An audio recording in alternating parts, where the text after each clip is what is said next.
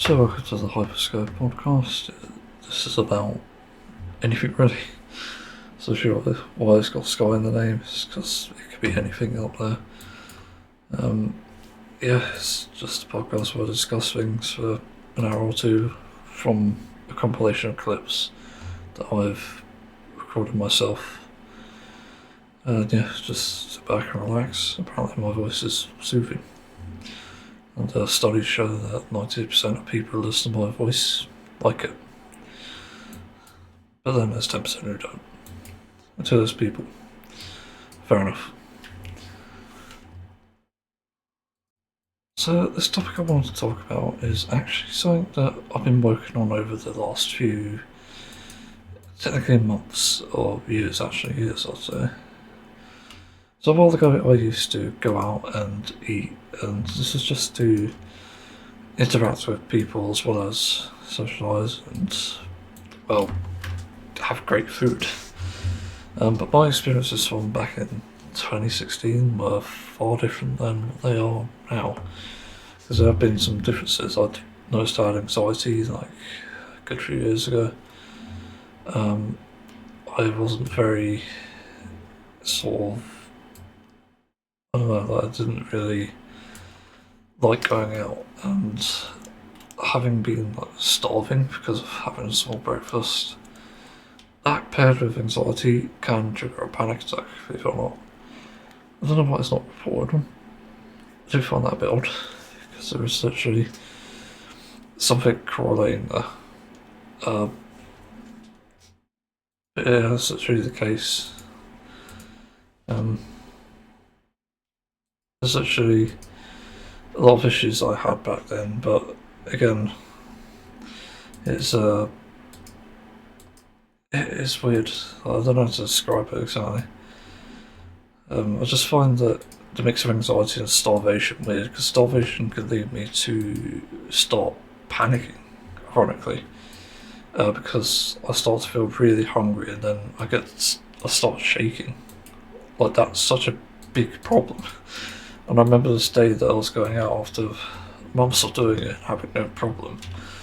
Suddenly, I got it in the middle of ordering. I was like, we got our drinks, and so I was like, what the hell, I can't pick this up, I'm shaking too much. I'm panicking as a result, and it's also because of some trauma I had in that same restaurant. Yeah, it resulted in me literally leaving before I could even eat, which is frustrating. So I went back home and literally cried, because that's how it made me feel. I just couldn't handle it. It was too much. Being somewhere where I was like, essentially embarrassed myself, sort of, but also someone shouted at me. And given that I've always been sort of protected growing up, to be honest, like coddled, I don't know what you call it. It's quite unusual for people to shout at me because of my sensory issues. But yeah, that happens, and so I never went to restaurants again. I never really went out, and it seemed like for years that the only way you can get me to enjoy some food from somewhere else is literally to get a takeaway. And we did that for a few years. Like, I had fish and chips and, well, just pizzas and stuff, like things that were local. And this was before I was vegan. I'd say vegan, but I don't identify as vegan, if anyone's aware of that video. Yeah, so that was like 2017 to 2022, I guess. But then I moved, and then I got support with getting out of the house and stuff. Literally meeting people, which was the first time I ever done it. Also lived with strangers for the first time. So that was a very bizarre experience. And eventually I got on to going out to meet more people, but I also took an opportunity there to eat out for the first time in years. I ate out with a support worker. It was kind enough to pay the bill because I was brave enough to do that. It went okay, because I was vegan as well. There's something awkward happening there with the order I got. Like, the other bit of the order seemed fine, but the drink I ordered, which is like a vegan chocolate milkshake, it definitely had a milk product on it. They added this like button or something, and it also is like Middle Eastern food, which is also something I'm not very familiar with. Yeah, like the Middle Eastern food stuff is decent. It was just falafels and salads. It was nice. I remember it quite well. It's also in decent areas of where I live, near it anyway. But that was the first time I'd been out in, I'd say about like 5 or 6 years. Since 2017 at least, that's when I stopped going out to eat. But eventually I eased myself back into it and like started doing it more often, ate out more. Went to some other good places actually, near where I live. Sort of same support worker. And eventually it sort of allowed me to explore more options, especially local ones. Yeah, like the interesting thing with that is it wasn't really the fact that I was anxious that was actually stopping me. It's more the fact that I wasn't in a good living situation to begin with. And it wasn't true for 2017, that was different. I was depressed and going through a lot of doing therapy, also stupid long hair. Like, so much fucking long hair. It reached down to my arse crack, that's how long it was. But anyway, yeah, it's just the change of scenery would just enable me to do a lot more, and it's actually enabling me to do this now. Do a fucking podcast. Of all things. Don't think I'll ever be ungrateful for it, but when I'm in meltdown or shutdown or burnout, yeah, that changes, unfortunately. I don't actually believe that. Yeah, literally I can't say I'm living a decent life at the moment. The world around me may be shit, but at least mine's alright. It's weird. Anyway, I started going out more, and this even involves going out to restaurants and like drinking with friends and stuff that I've made. And that's good. I met some local legends, believe it or not, because those exist where I live, which is bizarre. I didn't meet them, but I saw them. I won't say who because it will fucking dox me. But the local legend stuff is interesting. I think every town in the UK has something. Yeah, the local legend here is actually something I've kind of known existed before, but not seen in person. It is weird. So I went out for drinks, like usual places like Costa. I think we have a Starbucks, if I'm not mistaken. I can't remember. But there's also local places like cafes, but I didn't bother with them because they don't really offer vegan options. These are not obvious ones anyway. Eventually that led to me meeting my family again, as I did in 2017, and it's kind of works out for the most part. I mean, there's some nice local restaurants here that actually do vegan options. They had one that actually used to do it's like a falafel thing, and some like homemade coleslaw and chips. They're all fucking amazing. I had other things though that were shit. I had a poached pear, which was like the tiniest fucking thing you could ever have on a dessert plate. It was embarrassing. I remember when it arrived, like everyone was like looking at me like, "Is that it? Is that all you get?" See, it's like it doesn't even match the size of my fucking bollocks. It's like, what the hell is this? This ain't gonna fill me up.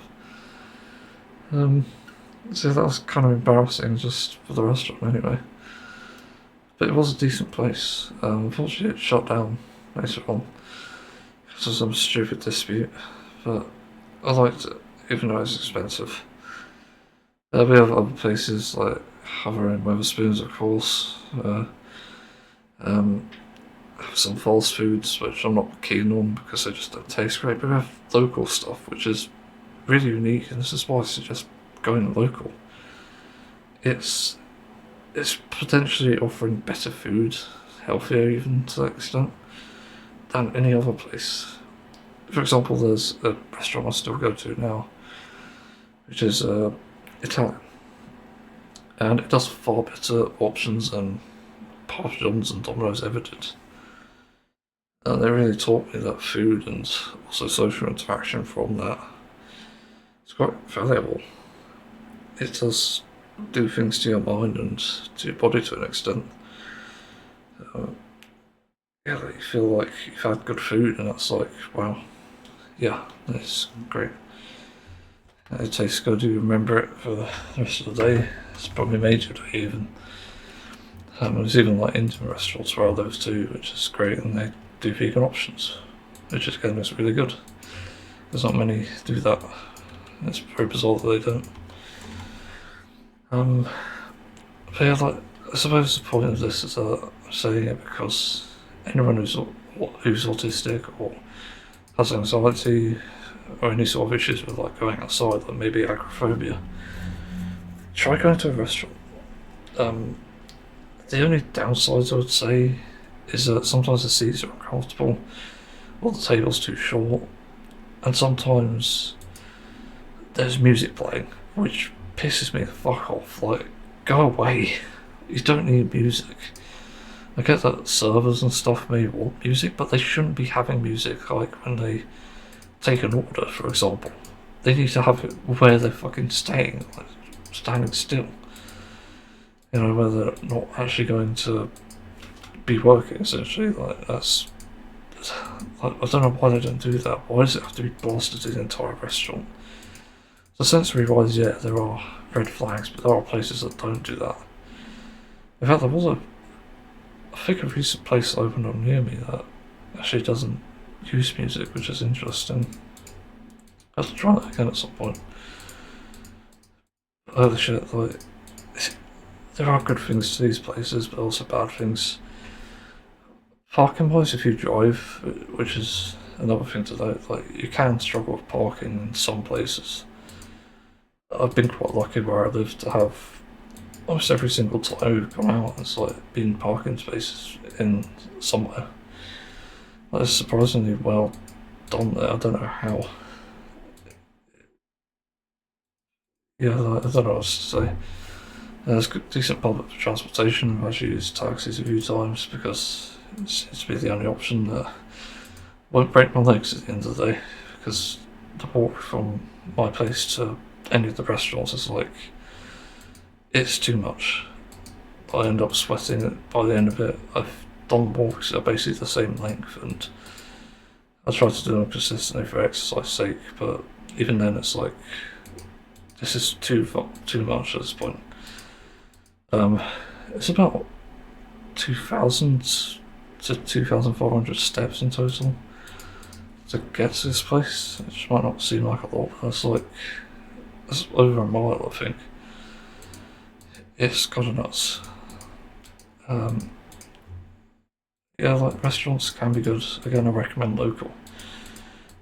It's really a no-brainer when it comes to that, because even though you may be spending more, you're supporting a small business, you're not supporting capitalism in that case, though there is some elements of it, like buying ingredients, but you can't avoid that. But it's better to support that than cheap fast food. Like, I wouldn't consider Domino's cheap. I looked at their prices and compared it to the local Italian. The local Italian is cheaper and bigger. Like, they offer bigger options. It's so fucking dumb. Like, man, like, why? It's just terrible. But yeah, like, it's definitely not worth missing out on. Like, it's something to experience, and you probably only know if you experience it.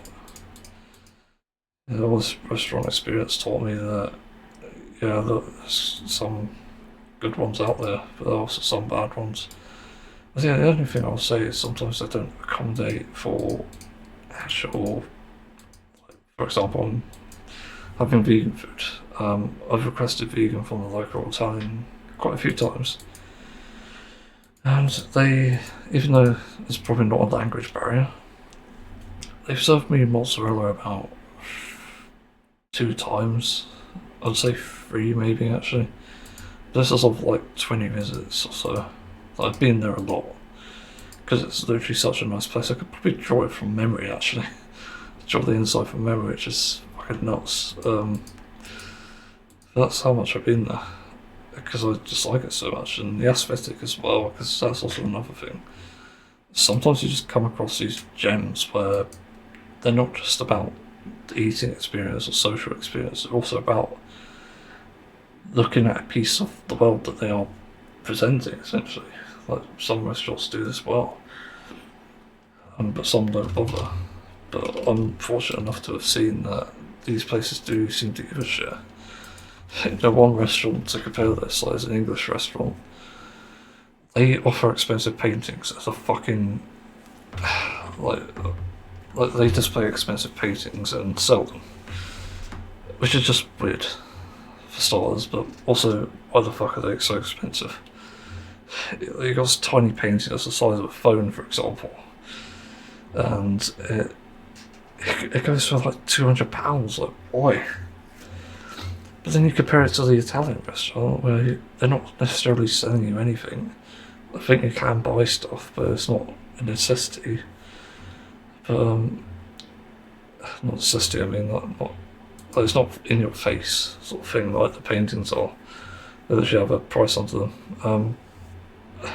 But, like, you're also getting the experience of seeing Italian shit all over the place.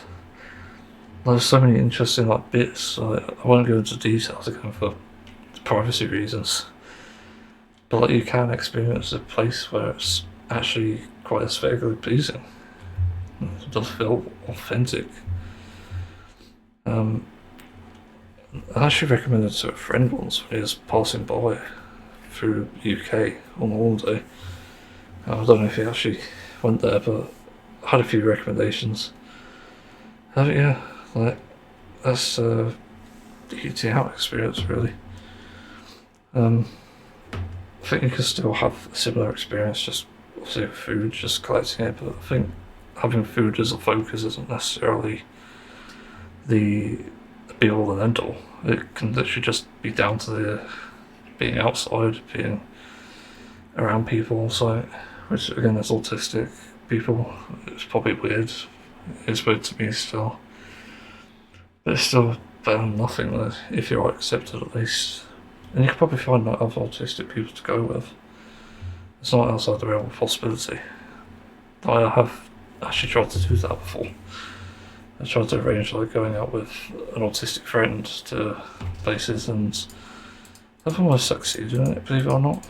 But yeah, it didn't go through, unfortunately, once.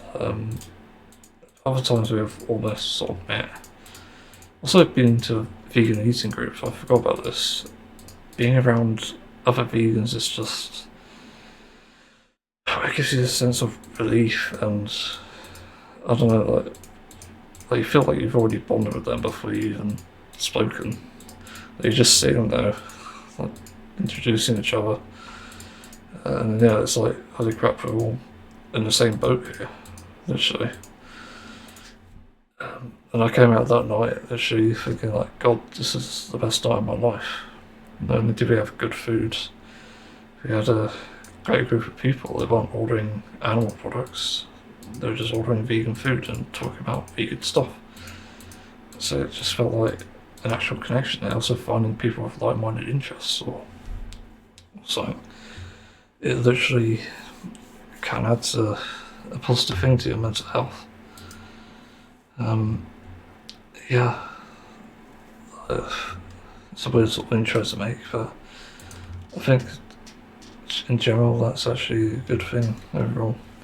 So I recommend people do that. On to the next topic. So for this topic, people might be wondering, what the hell does an autistic person think of the claim that Tylenol or fuck was the name, paracetamol? No, it's a type of painkiller. I can't remember the name, but basically types of painkillers are causing autism or risking it. That's the actual word to say. Clown Trump is claiming this, and so is Clown RFK Jr. Yeah, about that, it doesn't seem to be true because Tylenol apparently only existed in 1949. It was only discovered then, and even then, Autism wasn't discovered until much earlier. I don't think. Like, this has always existed. I think. Um, so it's always such a strange claim to make when people are trying to find the causes of autism, but they're not even looking to history for essentially confirmation that it's always existed. Like, it's not necessarily something that's scientific, it's something that could be just brought upon anything like developmental stuff or trauma even. I don't know what it could be. Like, nobody knows, as far as I know, as far as we're aware. So it's actually impossible to know for sure what causes it, but even then, we shouldn't have to try to prevent it because autism is something important to us, as well as most other disabilities and conditions. It teaches us a lot about the world and how it needs to be accommodating for even these scenarios. Like, in a world where nobody gets injured or nobody is like sick or different, we just become AI, we just become NPCs. Like, no fucking meaning. So it's just, like, I don't know why we're making these claims, but I do know exactly why, and it's quite obvious. Not only has the Charlie Kirk shooting happened, assassination, this has happened. The autism claim with Tylenol. Why are they doing this? Because it distracts from the Epstein files. They're literally trying to distract everyone with completely fucking stupid claims. Like, who's to say that even like Elon Musk wasn't actually distracting us one time by bringing out the Epstein files? Like, who knows? At this point, it's pretty important to get the Epstein files out there so we know who's done what. But we still can't be certain about what causes autism. It's really a topic for another day rather than today, which is what they're trying to make it out to be. And too many idiots are gonna jump on this bandwagon and debunk it, but even then, it's like you're just giving more attention to Trump. Like, just fuck off. This guy's a clown. He's already done enough damage. We know. We need to start rallying. We need to start providing people the resources to essentially get him out of presidency. Like, literally. I think it's called an impeachment, if I'm not mistaken. Maybe I have it wrong, but something needs to be done to get him out of there. Because he's just a fucking clown at this point. He's not actually running the country the way people wanted it. He tricked voters into voting for him by promising a better economy. And he's actually done the opposite. So he's lied about this. He's not actually done anything to help them. And for some reason people still have faith that he will do something. What? It's just so fucking crazy. He has obviously one distraction for the other. Like, given how he's like going all over the place and even going to like the UN, for example, I think it was the UN, something related to the UN anyway. And he made some stupid fucking speech. Like, it's so obvious. Like, come on. It's embarrassing. Like, not just for America, but humanity as a whole. This guy should not be president. He's unfit for president. And there are plenty of suitable candidates for that, even those that we potentially disagree with. Like, I've seen people say that Bernie Sanders isn't perfect. I've seen people say that even like is it Senator Gavin Newsom? I can't remember who it is. But he hasn't had good things to say about certain people. I think he said something about trans people. It's just, yeah, it rubs us the wrong way. He's doing the right thing, but he's doing the wrong thing in other areas. That definitely needs to change. But it's better than nothing, to be honest. Like, I could imagine that he just doesn't give a crap, like Gary Newsom. As long as he's in power, he'll just stop anything Trump does. I think more importantly, we need people who will tax the wealth, who will hold people accountable for their actions, and hold countries accountable. There's just so many things that go into this, and there's not enough being done. Again, we shouldn't have someone in power who's not only inciting violence, but also inciting or invoking chaos, literally. It's a fucking atrocity. This shouldn't be happening. But yeah, I could blame some American voters because they full well knew this would happen. I also can't blame the voters. No, actually I can blame the voters. Literally, doing this, like, it was shocking enough when we found out. I remember the election day, there was like a guy I watched on Twitch called Bedgrin. He was basically looking at closely the election sort of stuff, like the votes and stuff, and across the US. And it came as a shock to everyone that Trump got voted in a second time. Even though his coverage has been like mostly negative, but I think the problem here is that it was just coverage that got him in. Yeah, he's done so many of the wrong things now, and even Republicans are starting to turn on him. I think you have to realise as well that the people who vote for him are stupid enough to think they won't be affected by his ruling, meaning that when Trump does something that affects these guys directly, then yeah, they probably wouldn't even care even then, because they're stupid.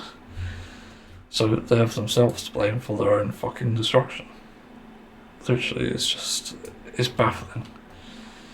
And I don't really know what to do with those people other than I think we probably need to find like some way to give people mental assignment to even look into whether they're not only mentally stable to begin with, but also able to vote with that level of intelligence.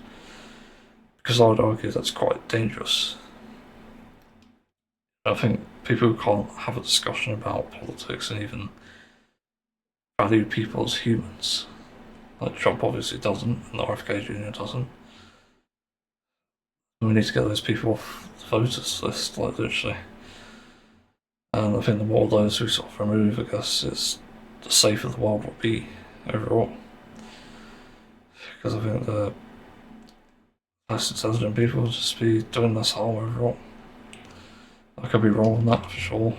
I don't know if it's like a breach of democracy or anything, but it's like the same vein that if we allow like certain criminals to vote, it's kind of bad because it means that they can literally vote for those who influence them most. Like for example, if there's like a child sex abuser, if they knew what Trump was doing, which they probably do, knew that he'd defend pedophiles essentially, then yeah, like there's an obvious bias there. The abuser would most likely vote Trump, as they will probably have anyway at the moment. Even like rapists and stuff like this, like kill ourselves, it's probably primarily rapists and domestic abusers. There's just so many people of all sorts of fucked upness. It's just sickening. So I'm just disappointed by this. And the Tylenol claimed if it doesn't help, it needs to be studied, it needs to be applied with critical thinking. So yeah, that's my thoughts on like Tylenol and autism. It's just more bullshit to distract from actual truths that exists, but even then we can't necessarily discover the truth of autism, how it comes by. But yeah, stay safe. Let's go on to the next topic. I'm not sure how this topic will go down, but obviously viewer discretion advised is. Yeah, I think that's how it goes. But I struggled with this issue for quite a while and coming to terms with it. It's specifically about how the internet is so over-sexualized that you just can't get away from it no matter what. It's very rare to come across a place that isn't. it even exists in places where it's probably at its lowest, and even then it still exists. You know, like I reckon, like just a theory, like imagine Bluey, for example, like that show. I watched it, but that probably has some fucking weirdos making NSFW stuff on it, and probably putting like references to it on official forums, like not official but unofficial. I mean, like Reddit or something. Like that's the world we're living in, and I've seen this consistently across various communities. I've even seen it in like the Owl House somehow. It's fucking weird. But I guess like the big problem is that there's so much sexualization on the internet now that we can't avoid it.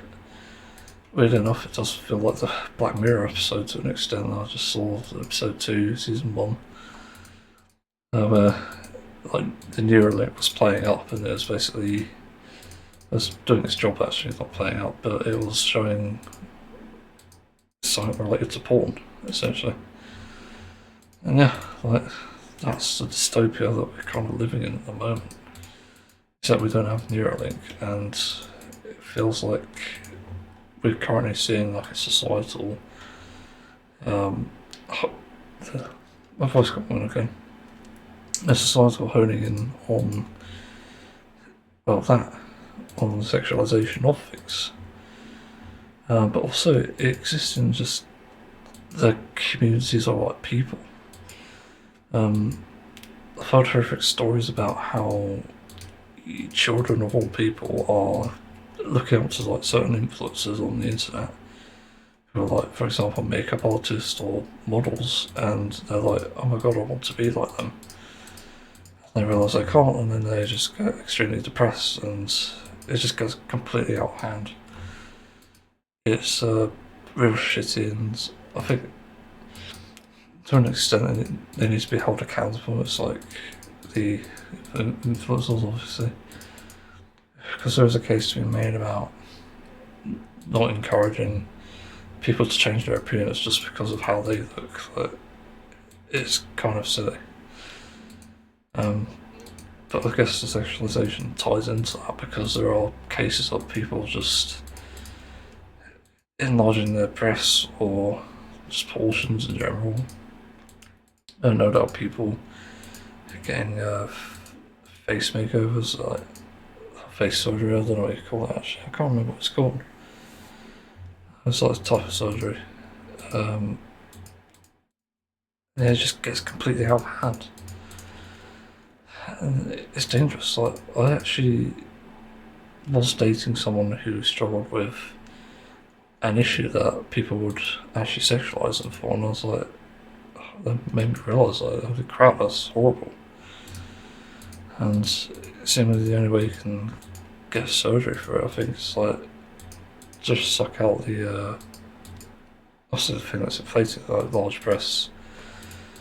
But it is literally a burden. On top of that, there's also like physical issues. You have to find bras that support it. You have to find strength to support it, like just in general.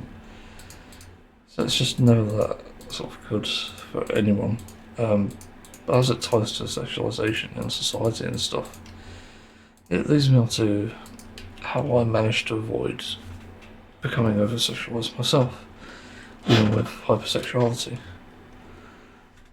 Basically, I leave it to routine, and that means that whatever I feel as I'm sort of aroused or whatever, it's restricted to these times of day or my actions. It's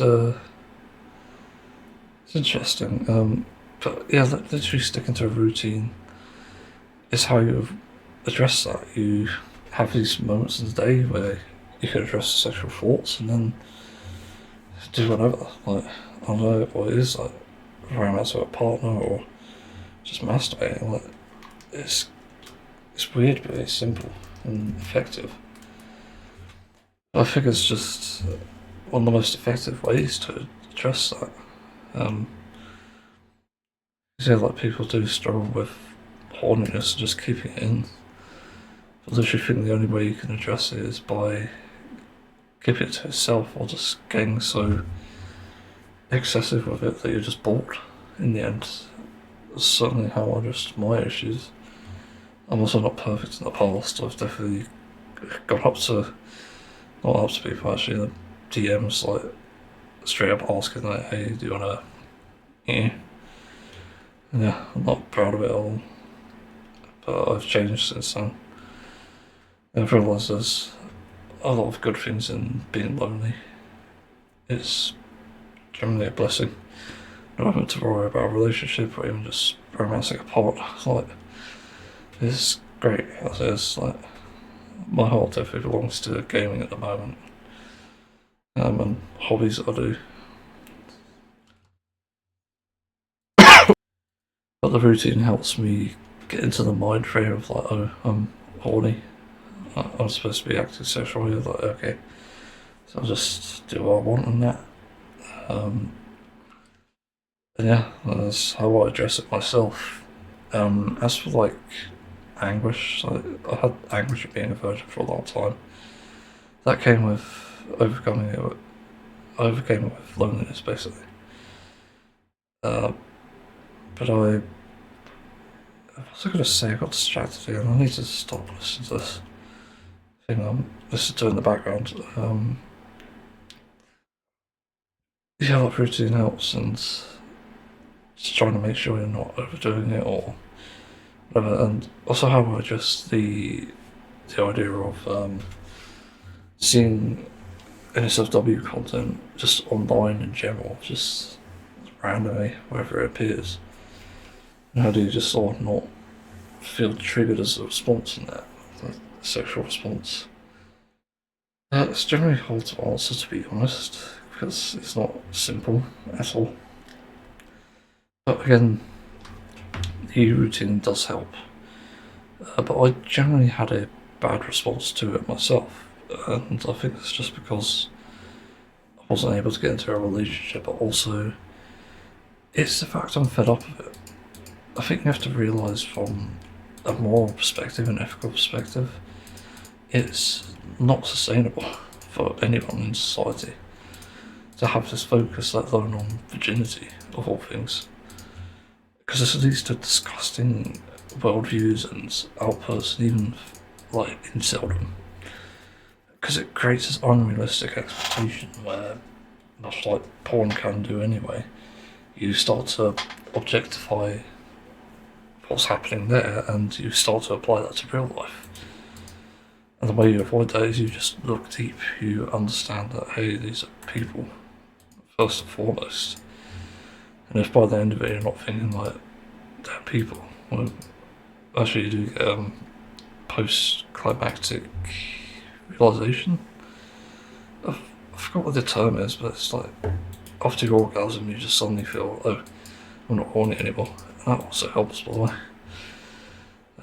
It's a useful tip.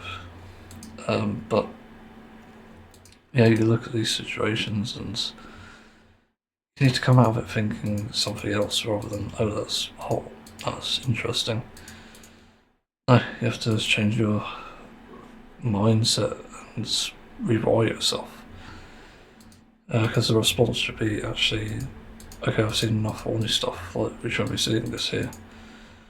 Especially if the platform doesn't know how to block it, which is annoying.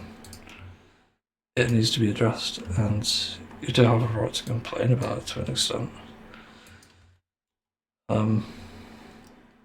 So yeah, I don't really know the best way to address it, honestly, because that's the way I addressed it myself. But also, it's like when I see it as well now, it's not so much I have content, like 69's everywhere. It's a nice number, but it's overdone. Let's be honest. But also, because it's referenced so much, you can't really avoid it, and I think it's also worth, in your head, sort of rebuilding it to mean something else. And even though I was doing this sort of subconsciously, I do think it has helped a lot in accepting it anyway. 69 is obviously a sexual act. For anyone unaware of what it is, it definitely implies just performing a blowjob on each other. But you should make it out to mean like that you're just sleeping that way. Like dogs do this sometimes, in a kind of funny way. But yeah, like, imagine it as something innocent rather than something sexual. I think that can help. Also, when media sexualizes stuff, obviously by showing sex or just having balls, tits, or whatever out, they can try to rewire yourself to think something else rather than something sexual is better overall. Better for your mental health and better for the societal view. I think that's generally very important. You know, I see a lot of TV shows I'm watching now, even off the past like decades, they've had sexualizations and anything. I've even seen like in The Boys, for example, which is amazing by the way. I still like it despite this. You've got full on male nudity. I don't know if it's actually real, but it's interesting. But it goes places. That show, it's so fucking weird. But I generally take it to be like, oh, it's just an asshole, it's just a penis, nothing's to really write home about or anything. It just doesn't really matter overall. And I think the takeaway should be like, if it's not discussed anyway, if it's not like reeling itself in, like thinking, yeah, I don't want to be a part of this or something, it needs to be something else that's just neutral. I think that's really the only way to address it, to be honest. Yeah, like, I've gotten fed up of the amount of sexualization in the world at the moment. And there's even like, I saw a few weeks ago actually, it's very weird, don't know how that happened actually, it's so fucking bizarre because I couldn't have timed that any worse, but I was waiting for a taxi, hence the restaurant thing. It's just, it's weird what I saw. There's basically a guy and this other woman, not sure if a fiance or what, but this other woman just had the fucking biggest breasts I've ever seen. Like, crazy. It's literally, you can't avoid it. Like, it took up half her body, I think, like, almost. At least half her torso. It's just insane, like, you can't avoid looking at that, and really what you should always come out of that with is not, oh yeah, she has some nice breasts, it should be, yeah, she's just a human, like, she has abnormally large breasts, so what?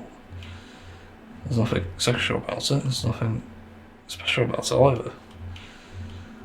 It's just another person, and you should be coming out that, again, with a positive thought rather than a sexual thought.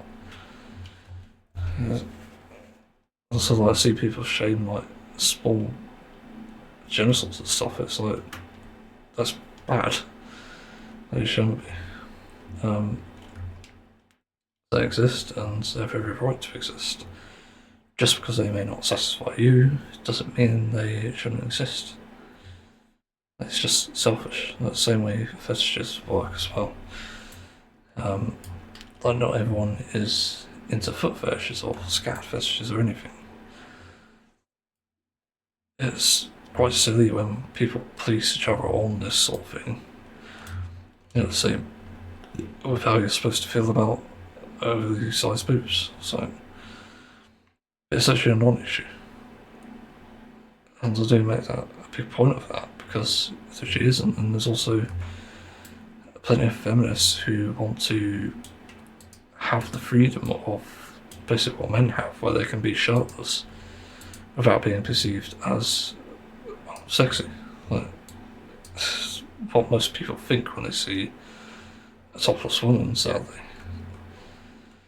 I just think that's disgusting behaviour, and again, that should be called out and shamed. As if you're actively public about it, or even just talking to a woman like that, like, it's just atrocious behaviour. And we should take issue with it. It's not good. Yeah, like, hopefully some of this advice helps. Yeah, maybe there's something to expand upon, I don't know. I just wanted to put this out there because it bothered me for quite a long time, and I don't think I've ever properly addressed it. And how do you just survive on an internet where everything's so sexual? Again, the TLDR is routine and rewriting. It's actually the only way you can do it, I think. There's probably other ways, but I don't know. Yeah, let's just go on to the next topic as soon as possible. It's frankly, it's quite an uncomfortable topic. So I'm working on a cover that's essentially going to be based on, well, it's a song that's actually used for nostalgia or tracking and whatever. I don't know what you actually call it. It reminded me of this topic that I haven't really discussed before. It relates to nostalgia, and do we actually remember it well? It's a genuine question, because people associate a lot of good things with nostalgia. And generally, people think that way because it's like, look at today, for example, like nothing seems to be going well for anyone. Like, everyone's pretty much fucked in their own way. But back then it seemed simpler, and there are elements of the world that were. You know, I grew up around the early 2000s when smartphones only became a thing in like 2006 or something. 2010 we saw a boom of it, and yeah, like people were using it all the time. And we even sort of got iPads, I think, in school at that time too. But in general, like the technology even back then was still quite new, and we're still kind of confused on how to properly use it. But overall, like, people didn't really seem to care that much. It's just like a thing that was there. It wasn't cool when someone bought in a phone, or there was like even innovation. I can remember we didn't really have any innovative products in the UK anyway. At least some I can remember, like the iPad and the smartphone were. But that's it, and that was more of a general thing. But when it comes to technology and stuff, like, I remember I had an old Nokia phone, probably one of the standard ones. Had a SIM network on that, obviously, and very few games on it. It was just boring as hell. But I needed it as a child because obviously it might be the only way that your parents can contact you, and it did come in handy once actually, I think. I think after school I was actually called to, I don't know what it was, I think it was getting picked up or something.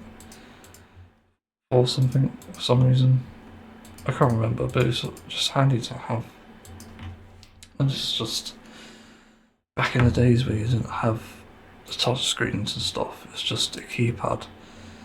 And you press like the same number multiple times to make a letter. Those were sort of simpler times, but they came with their own complications.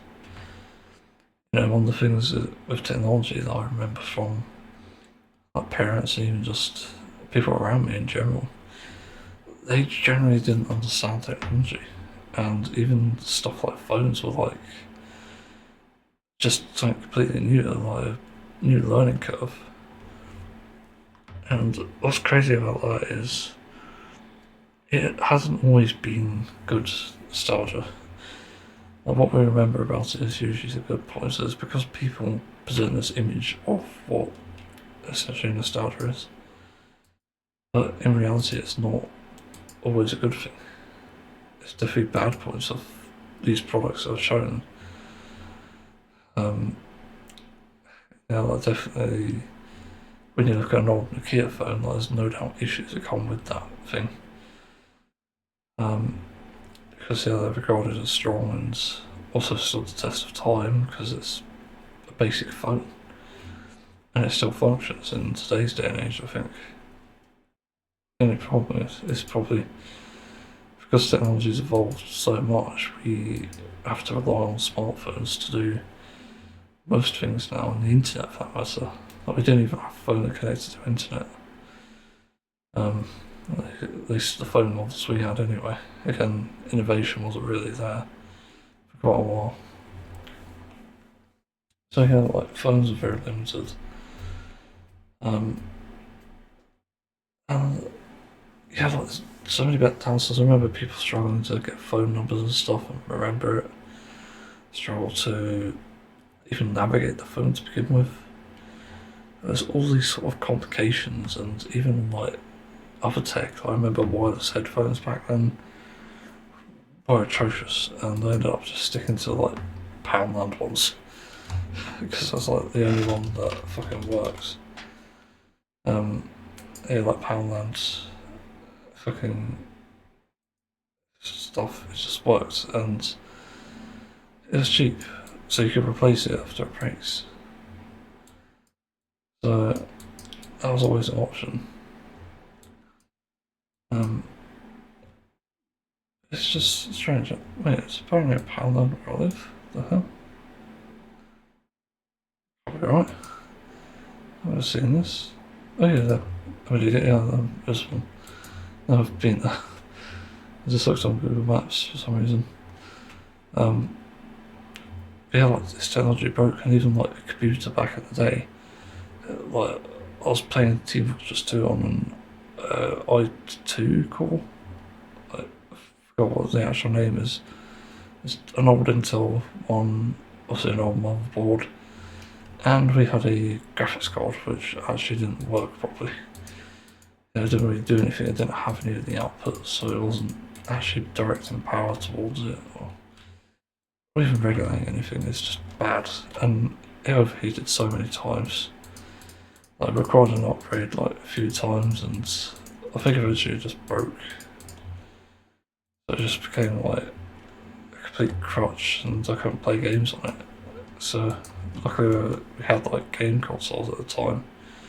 Even they had their own issues, because if you had like discs, because we only had discs really, they could be scratched. Like, people seem to forget that DVDs were scratchable. People forget that VHS tapes you have to rewind manually. Or just leave it in the player to rewind, so that was generally the way to do it anyway. Even like going to something like Blockbuster, I don't remember that, because I do. But finding a movie to rent and finding the snacks was easier. That's the funny thing I remember from that. But finding the movie was just terrible because you didn't really know what to look for, what to watch, and there was always like disorganised shelves and stuff. At least in my local one.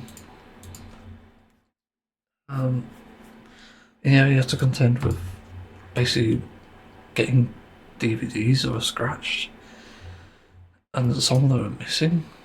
Like, if you get the wrong one, I think we've had a few times. It's just fucking crazy. But it's funny looking back on it. So, so yeah, it wasn't always good. That's just what I'm saying. Yeah. Like, there isn't much else to say. And yeah, it's simpler times, but there's also simpler problems, and I think that's what's different. Because yeah, I think we were less stressed back then because, again, these were simple products and they were simple problems essentially. But nowadays you've got so much difference. Like, let's compare it. DVDs versus streaming. Streaming could go down and it costs a lot of money, and you don't keep anything forever, at least on most platforms. Even then, you're beholden to their data centers, and they could just suddenly disappear one day. So yeah, as I said, simple problems like scratch DVD, okay, replace it. bad streaming service suddenly goes down. Bye bye. That's all it is. It's just complication upon complication. And that's kind of the problem, like go back to basics. If you want something that works, something that's reliable, that's a general piece of advice. And what about computers? Like, the computers have remained similar, but I'd say that overheating is less common and technical errors are more common now. But back in the days, like, overheating is like the main issue. And if a computer went wrong, it was just too slow, it was just hardware. That's just it. But technical issues these days, and even physical issues to an extent, are far more complicated. I remember when my first computer, my real computer, essentially died for no reason, and took it into a PC repair shop, which also cost a lot of money, by the way. And they found out the motherboard had been fried, and so had the CPU. So they replaced it essentially, and it came back and it was in good condition for a long time. It remained that way until I got my new PC anyway. Yeah, like, I couldn't have figured out that the motherboard died. Like, it's just, what? How the hell do you even know that? Yeah, what else was there? I think Wi-Fi used to be a problem as well. Like, connected, you didn't always have those cards, you had to like literally flip the fucking router over and try to read it out and stuff. That was always annoying. There's no doubt more that I missed as well. Like, charging things used to be a bit difficult back in the day. It's one of the things, a few things that improved actually. It used to have these massive chargers for like laptops and phones. Also, laptops were terrible. I remember that. I've had laptops. It just never worked. But like the phones and stuff, when you charge them, it required a whole fucking like plug socket to do. Like these massive chunky things, and it's still are to an extent. You obviously plug them in, as you do, into the mains. And you have to leave it on charge like, for longer than you even expected. Like, we didn't have fast charging. Because again, it's like down to the design of the charger and the manufacturer. But nowadays we've got USB cables and stuff. It's like objectively better. Not to mention there's more freedom of it. Like, I can use the same USB cable to listen to music, to plug into headphones. I could use the same thing to charge other devices. I could use it to charge lights, like I've turned them on even to begin with. Like, there's so many actual changes that have been for the better, but also many that just cause more complications when it does happen. Yeah, like, it's not always been simpler times, and that's what I was saying, yeah. And simpler times weren't always the better ones. We definitely encountered more complications as the world got more complicated.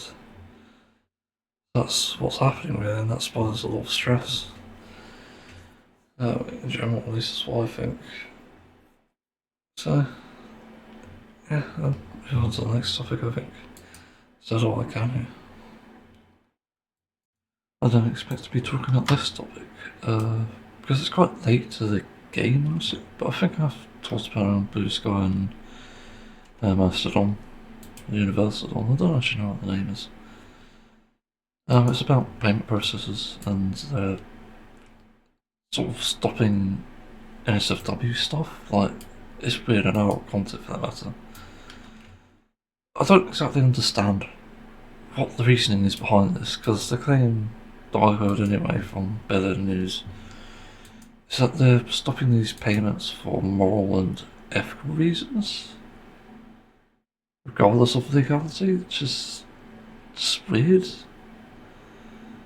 I don't understand where that argument even comes from. Like, who approved of this? Because the question should be like, what's the reason behind it? Because you can't win people over by suddenly saying, no, you can't have this. No, you've just fucking taken something away, and now you're pissing people off because you've not actually explained your reasoning for this. Whereas if you had a good reason, we'd be like, oh, yeah, understandable. But no, there's no actual reason. So it sucks. And then I looked into this deeper and like the sort of terms that they were sort of removing, and they're like weirder things, like, I don't know, like I think incest was one of them. I've also scatterfashes, but I think even filfashes somehow ended up there.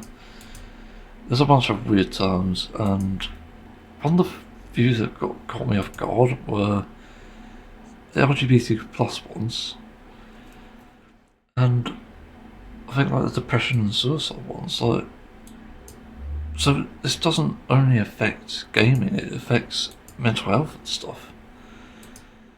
But why the hell is this even a thing?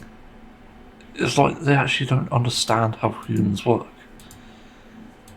It's probably not out of the realm of possibility. There's just an AI running this fucking program at this point.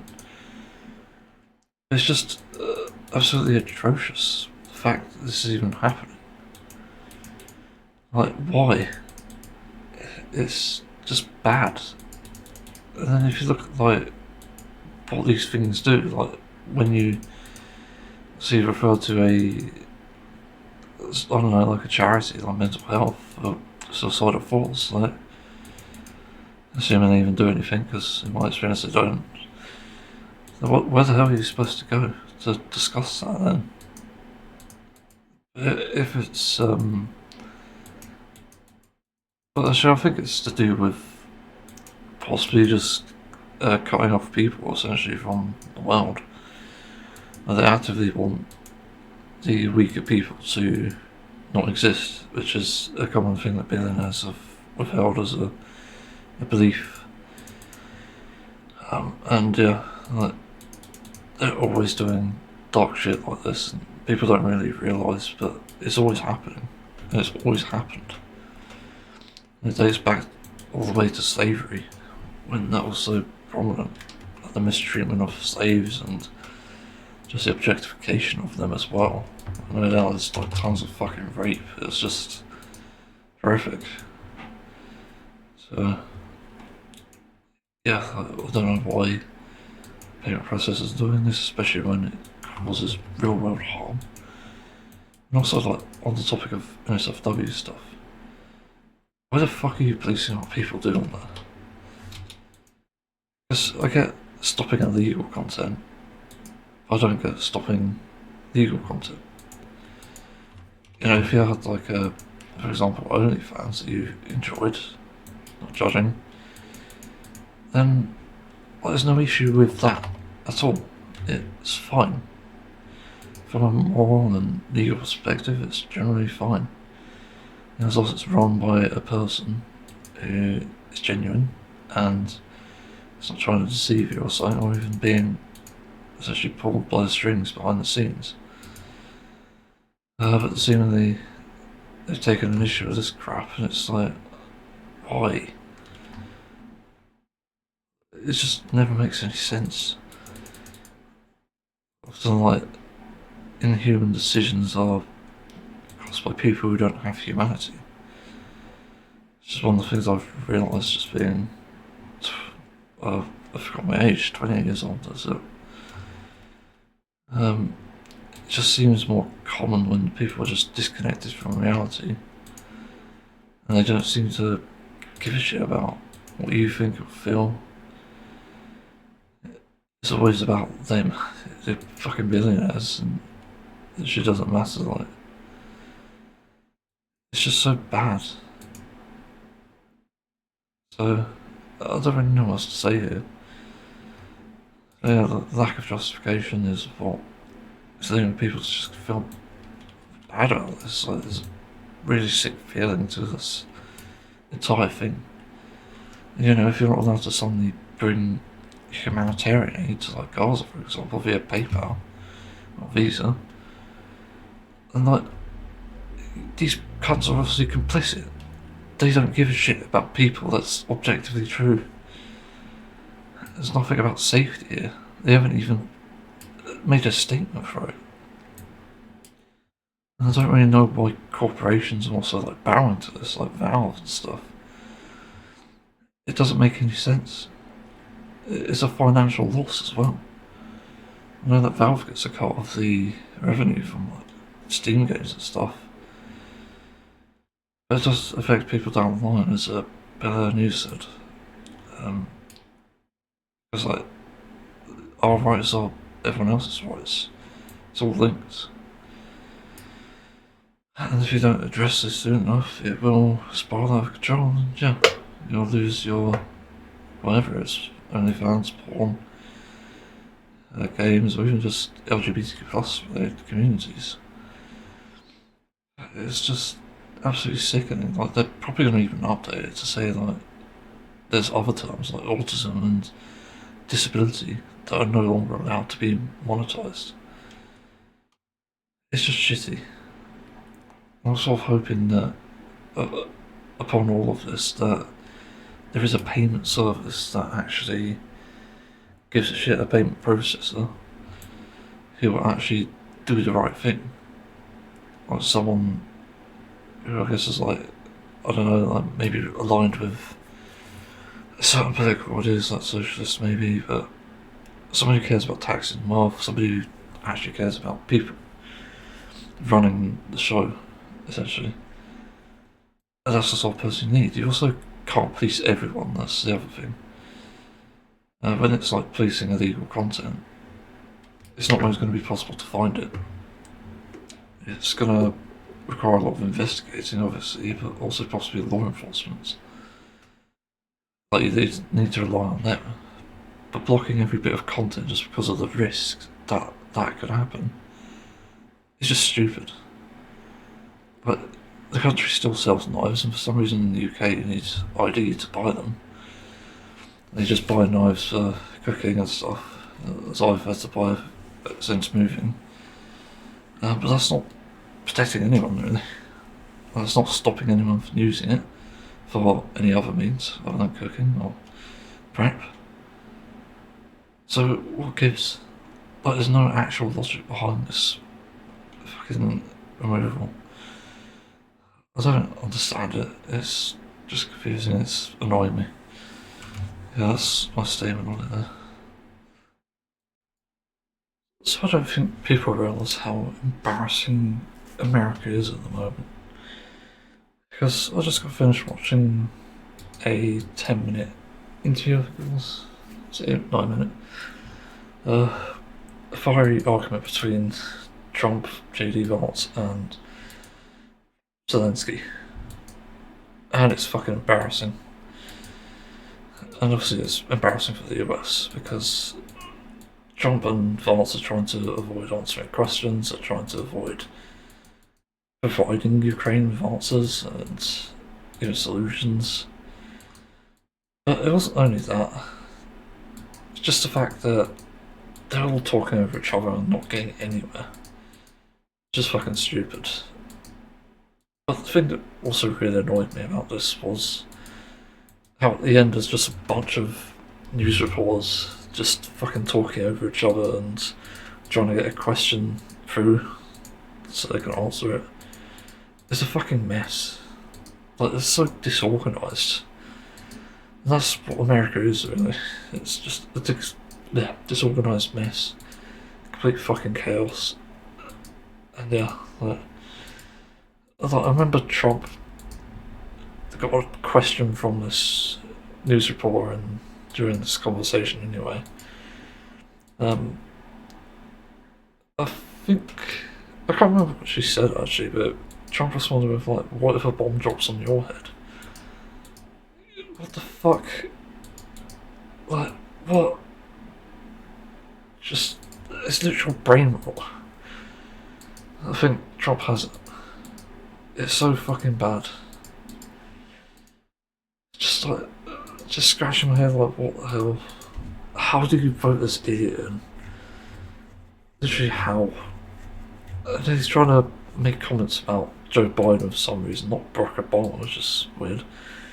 But specifically on Joe Biden, and while I know he didn't do a ton when he was in power, still, these comments are just like fucking playgrounds banter. Like, it's literally the equivalent of that. It's just so disgusting. It just goes nowhere, it does nothing. It's like, it's so stupid. Why?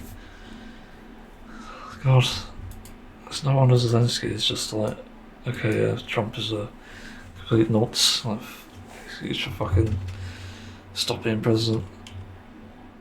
Yeah, well, at least Zelensky has support NATO in Europe, but it's a shame that also we don't have a competent US president, so there's no like large force actually helping there. Also, Trump was trying to get him to sort of appreciate the fact that his country provides arms to Ukraine, which is also very odd. It's like, yeah, they have, but there's more that can be done.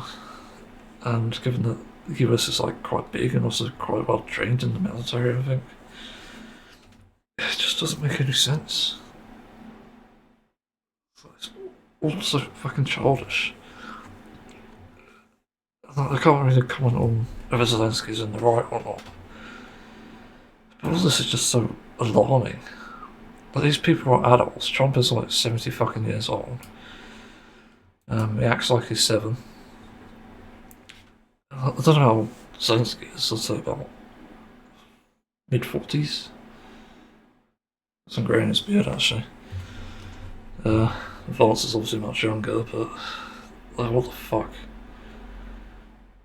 And one of the weird things that sort of goes into a tangent about real life, one of the things I was never told is in child really about adulthood is just how frustrating it be. It's always like, oh yeah, adulthood's boring, it's kind of sad in other ways. I've always sort of known that because you have to work a job. I don't have to because of disability. But the common consensus there was actually there is a frustration with being an adult. And it often stems from just people being completely unintelligent. You see it all the time, and it sort of becomes a plague in that sense because other people start being less intelligent because of their emotions. They don't take a step back and think, don't try to avoid emotion and just, again, think about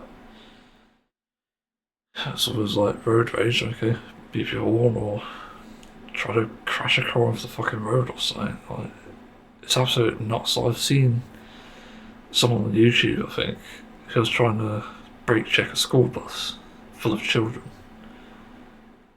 Like, what the fuck is going through that person's head? Are you absolutely shitting me? This guy should not be on the road ever again, let alone the streets. It's just fucking insane. And Trump would actually defend these people, believe it or not. It's completely nuts. Yeah, like, adult life is just more frustrating and stressful than it is depressing, and it's just boring. There's plenty of interesting things you can find as an adult, but too many things are just frustrating and stressful. It doesn't help that, especially in my generation and younger generations now, you're gonna have to pick up a lot of debris and shit that was left behind by the older generations. Literally having to pick up a ton of shit that they're responsible for.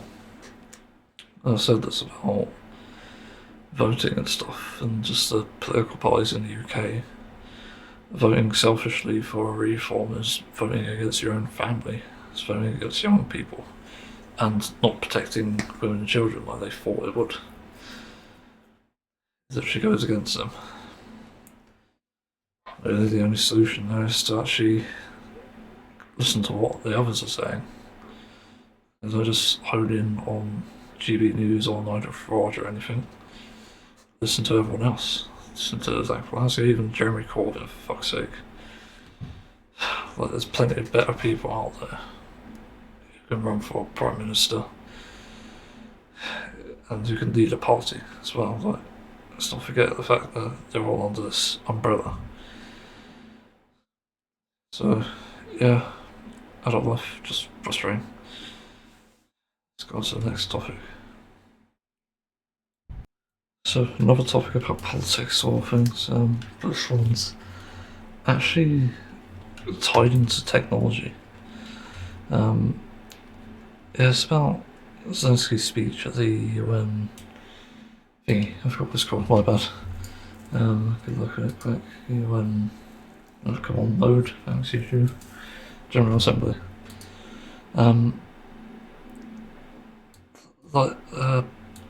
It's a good speech. He's definitely makes some good points here. You do need weapons to defend yourself, which is the reality of today. You can't really trust, at least today, so you just to not attack. But I don't think there would ever be a world where violence is not the option. Wait, did I phrase that correctly? Violence? Yeah, I think I did. But basically, peace will never happen. I've come to acknowledge that. It's sad, because really, you'd want a peaceful world that everyone would. It's just disappointing that we live in this situation now where this ain't the only issue. Because now they're developing AI to essentially take out other drones, which is fine, but then they're using it to target people as well. And this just feels kind of disgusting, to be honest. Because in the wrong hands, it will be quite devastating, and this is exactly what Skynet is. If you've ever seen Terminator, they just exist to hunt down and kill people. I can't remember what the reason was. I'm not sure, but that was like the premise of Terminator anyway. Just a really strong AI that was just hunting down targets. And yeah, but it's quite harrowing to just hear that, because it means that they could target civilians, even like specific people eventually. You know, they're going to train the AI to do things like track down GPS and target those. Like, it's just dystopian as hell. It's one of those things where, because AI has become a huge problem and the lack of regulation has caused it, we already struggle with generative AI. So imagine how bad it would get when people start developing an AI that kills. There'll literally be no one left. Like, you can literally have some sour fucking person who hates a specific group of people, and then they'll program something in an AI and put it in a drone and essentially hunt down people of that specific group. Just because they hate them for some reason, just out of spite. Like, there's many different reasons this can be used for malicious reasons. So it's just like, what the fuck? So yeah, like, the world doesn't seem to be learning, unfortunately. It feels like there's essentially no safe place anymore, and actually there's an argument to be made that we might actually need specific weapons to address this problem. You know, one of the things I think could be handy, just in like concept anyway, is a specifically harmless laser weapon that can only target technological things like drones. And there are obviously impacts of this where it can be misused, it can take down stuff that it shouldn't be used for, but we have no other choice. It's an unfortunate thing, and people won't misuse it. That's the sad reality of these things. It's one of the things I was worried about with AI to begin with. It's not, I'm condemning it because of its misuse. I'm condemning it because of the overall problem that it causes: environmental destruction, water usage, being put in poor communities, like the data center shit.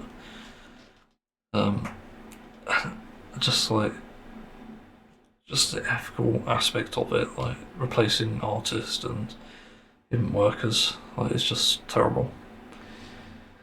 But murder AI is creepy as fuck.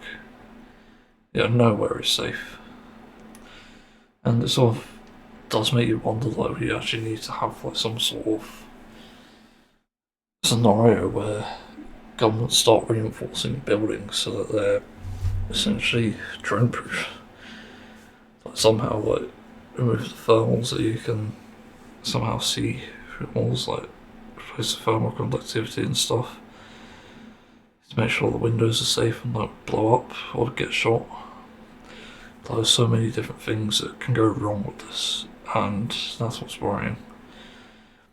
And yeah, it does mean to an extent the world is on the verge of the end.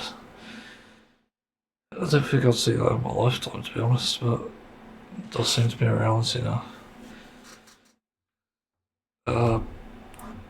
Not sure what else to say, really. If I had something else I could mention. Oh yeah, like, that's the thing as well. I'm gonna make a prediction.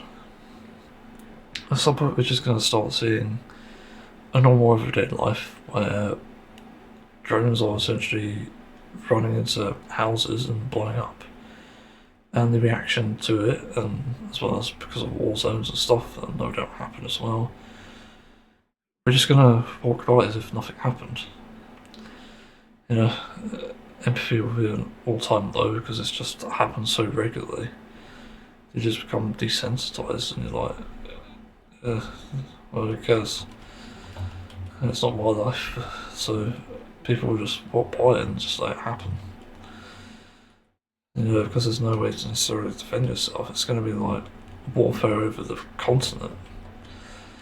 Like they're going to basically start sending drones over and then controlling them from God knows where, just way across the world, and it'll get so out of control that it doesn't really,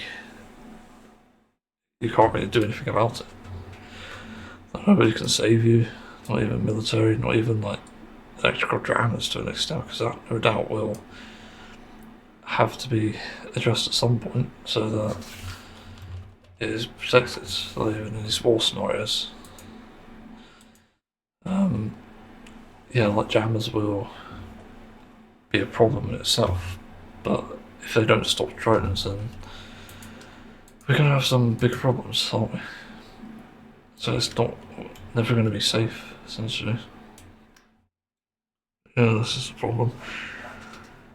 And it can even be something that's fucking crazy. It's like someone getting pissed off at their ex, and then suddenly they're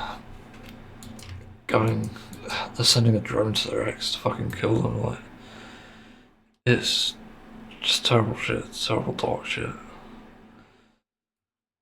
There's just no words to describe it, and I want more positive things to say on this podcast, essentially, but the way the world's going, it's not looking like there's going to be many positive things anymore.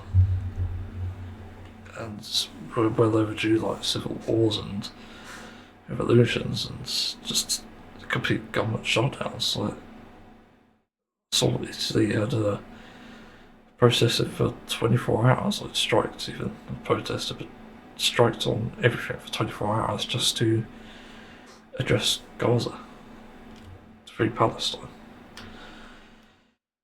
And that shows you the amount of power that people have, that whether we realise it or not in these idiotic places anyway, UK, US, whatever. I don't know if that can even happen.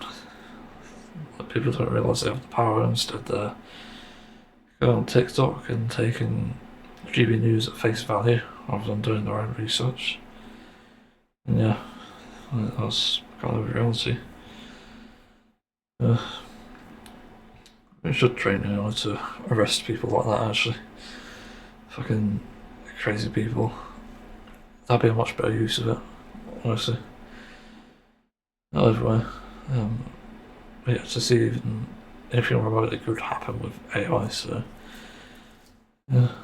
Let's move on to the next topic. So you're gonna hear me talk about Black Mirror a lot because it is so fucking mind-bending, just in ways that I didn't even imagine. So I got finished watching season 1 episode 3 and yeah, it's surprising but it gives you thinking a lot about just how things can go if you allow people to look at memories and edit them. It's so harrowing to see that. It's just unusual too. It's absolutely crazy. And it's definitely ended on a sort of sad note there, because it's like, okay, this guy's extremely paranoid and he really shouldn't be. You know, he should trust people. But then his paranoia was confirmed. And he ended up having a fucking meltdown over it. Like, of course you would. Especially if you found something like that. And it just get you into the ethics of that. Memory adjustment, memory implementation, and just memory reading and deleting, like anything like that. Like, it's not really ethical because it's just so. I don't know how to describe it. It's just dystopian. Like, memories are there for a good reason. It's to teach us right and wrong, and also learn from our experiences. Without it, we probably wouldn't be the same. We wouldn't be empathetic. We wouldn't have a lot of the good things we have, like even some bad things. Like they teach us. Like, yeah, it concluded quite well with him going against the grain as well. Seemingly not being with a partner again. We realise how much damage it did, and it's probably better to live in ignorance. He's happy with his child and not happy with his wife. He can't be with knowing that. So of course you'd fucking remove it. So, ended up sad, but season 2, episode 1 was like the most fucking scared I've ever been watching something. Because we're literally seeing this happen in real time. What terrified me about this is just simply the fact that we're already seeing some of these things happen. We're already seeing AI become a thing, and that's happened in this episode. I thought I saw a self-driving car at the start, which is weird. There wasn't really any explanation for why Ash disappeared. So I find that a bit odd. But the fact the AI thing was even suggested is also kind of a sign. It's like people are going to societally think that it's normal to rely on an AI for grieving, essentially, so you can contact them. I knew the moment I heard, like, I have a way for you to contact him again. I immediately knew that I was going to be AI. Because there's no way it would be like contacting the afterlife, that's not dystopian necessarily. But holy shit, like, fuck man. And AI stuff, the conversation, the chat, and then feeding it information, like, it goes so many places and it's so terrifying. That's why I was so scared of it. It's literally one of the most terrifying situations there is. And you don't really have control over it either. It's like the moment that this sort of thing happens in real life, it's going to be a big problem. So we're already experiencing that, as we know anyway. It's definitely already happening. But what do we do about it exactly though? That's one of the things I'm kind of struggling with, but because already AI is just going to get out of hand anyway to begin with. What we do with it is kind of a mystery. I don't necessarily know what we can do.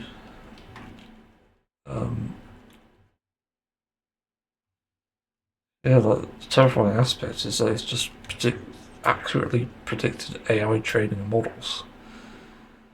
Like literally the entire thing we're feeding it even memories of and pictures of like, Ash to reconstruct him as a person is like, what the fuck? Like we're about to see this happen in real life, like as of 2025, and this was made in 2013.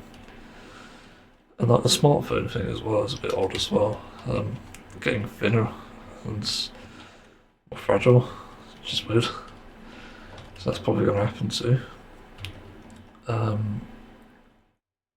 The other thing, yeah, that's the entire point of it. That she uploads the AI to her body after realising that they're bonding. Also, the AI voice as well. That was creepy as hell.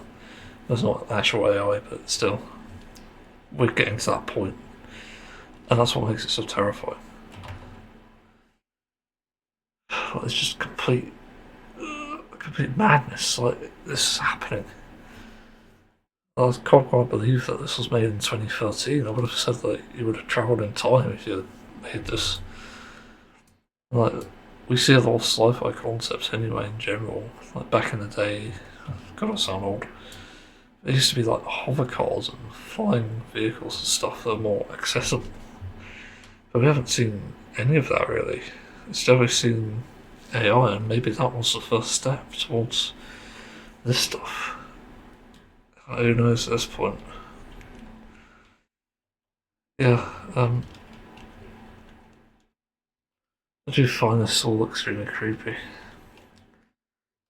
Um, yeah, then she delves into her body and interacts with him as if he was still there, still a husband. And then gets fed up with him because she realises that he's not the same, like sexually not really, but if like physically it's not the same as a person.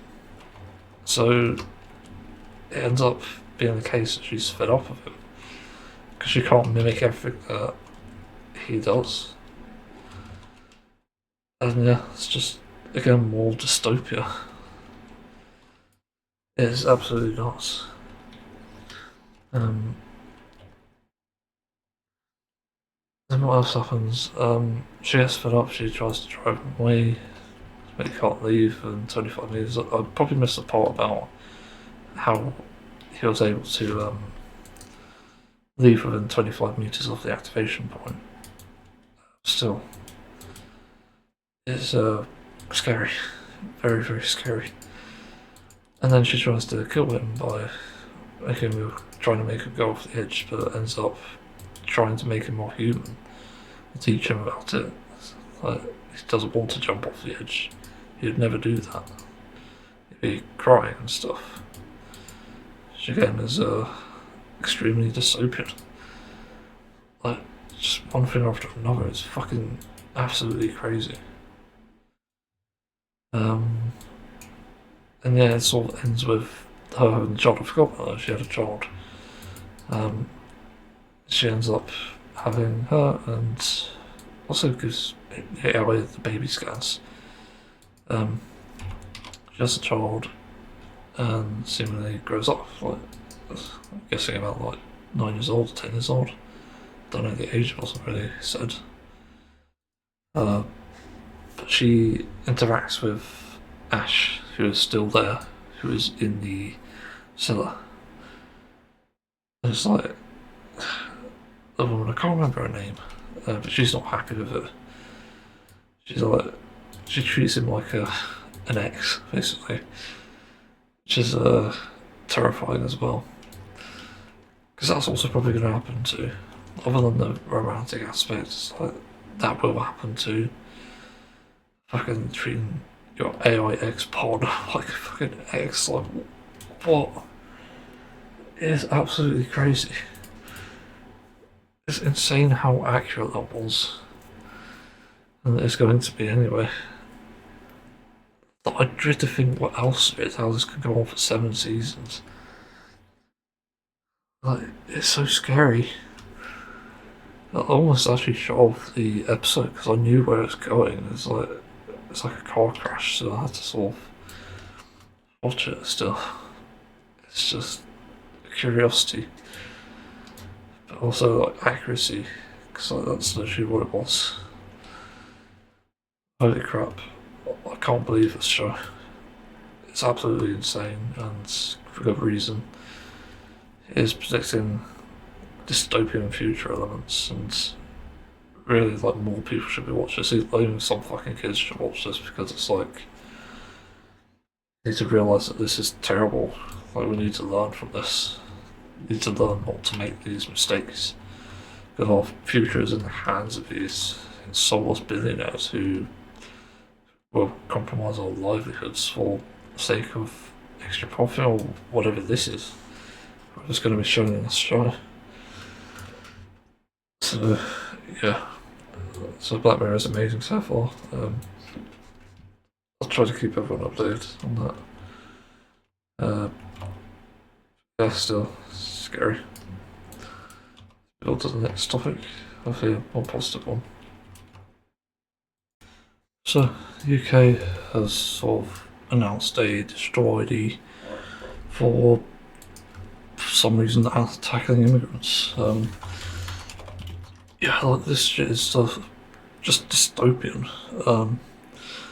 I don't like it. I'm gonna look at the Independence coverage of this, but every UK working adult, I'm not working adult, so I don't need it then. We need a brick code, destroy the undersummer to tackle illegal immigration. Illegal, I mean. I already know that. The Prime Minister is expected to announce his backing for the brick code scheme. Did we vote for this? No. I don't think anybody did, so why the fuck is it happening? That's one of the comments I actually saw on Cyber Waffles video on this. So I did see it briefly. I'm just going to skip to the destroy the part. So yeah, there's a few images here. Authenticated Face ID. That's already a bad thing because people can literally just get photos of you and access it that way. It's not odd. And with like AI and stuff, it's going to be easier to do that.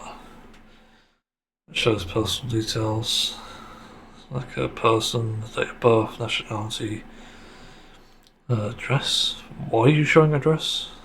That's fucking stupid. Employment status.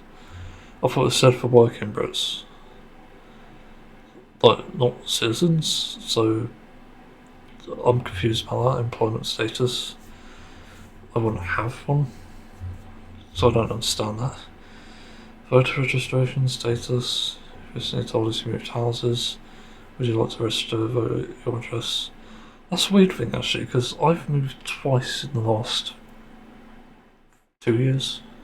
I can't remember. But I've been unable to vote, which is weird. I've been completely unable to. I don't know why that is, but I've signed up for the electoral register again since moving here, actually, and I'm yet to receive a fucking ballot. I didn't receive one when the last election happened, which is very odd. Either way, I need to vote because we need to counteract reform.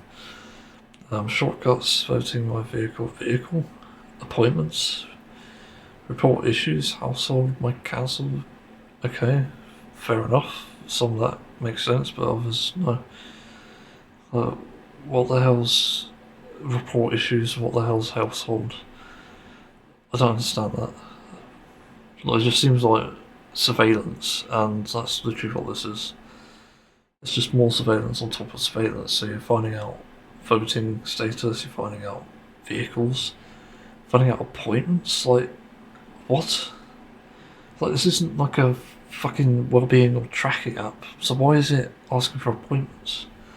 The council thing makes sense because yeah, you need to see to the council site every now and then to message the MP or just discover something about where you live with your local council. also options as well, because I actually have to pay the council for one of these services I get, and yeah, you literally cannot avoid it. I don't know if it'll do that. The next thing is like a voting tab, which shows you what's in it. So today is voting day, okay. Nothing else there. 2025 local elections. You're also ready to vote at a polling station. Why? Shows you a polling station location. Again, why? We did this via envelopes before, so why are we not doing that again? You can use your vote, just scan your vote. What? Why are we going digital? Like, there's quite a few issues with that, and I get that you need to stop like vote rigging and stuff. But holy fucking shit, like this is why you just send envelopes to people. You know, that tends to be the safest way, I think, at least to my knowledge anyway. I don't know if anybody can even make like multiple sort of IDs to register those votes. I don't know. Report issues, could be community clearance. Wait, it's not even reporting an app problem, it's reporting local issues. So these are interesting anyway. Report potholes, fly tipping, and other local issues. Potholes are a massive problem wherever I go. I've seen them everywhere, in every fucking place I've lived in. And they're just atrocious. Like, they're worse where I am than they actually were in my first place I lived in. And they're just fucking awful. It seems to say there's active reports on it, so that's good. The other reports say road damage, fly tipping, street lighting. I'd report street lighting anyway, just because we need to upgrade it. I want to see the fucking galaxies in the sky. I'm fed up of light pollution. It sucks. Vandalism, I don't really care. Unless it's like the refugee shit, then I don't really care. But if it's just something offensive, like, there's very few things I'd actually report. Graffiti and artwork, I wouldn't bother, unless it's, again, offensive. So it just really depends. I don't care what the fuck people do. And also it's down to the property owner, it's not you. Maybe it's down to the council to some extent. You can report fraud. I guess that can help. Noise complaints.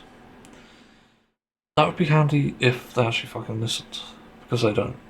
Especially if this is reporting to the council, because it seems to be all council stuff. Yeah, the problem with noise complaints is I've had a variety of issues. Also, it shows you your impact on that, other than active reports, so that's interesting. Yeah, noise complaints have always been an issue in the UK and even where I've lived in my lifetime. They're so problematic because they just don't get listened to. You know, I report these things with just the most information I can give on the said topic. Now I report specific cars if they're playing music too loud or have hot engines. Report the house if it's doing something that's stupidly loud and is unnecessary. But they don't listen, so it's unfortunately useless. And because there's no laws on actual noise levels, like noise pollution, it seems to just be allowed to be a thing. You know, there's been fireworks that fucking go off at random times in the year, and I've reported it multiple times to the police and they don't do anything. So I don't know what to do. And these are like fireworks at like kids' beds time, so like 9 o'clock, 7 o'clock. It happens during these times and the police don't do anything. So it's just fucking dumb. Like, you're not protecting anyone. Just a bunch of dumb cunts.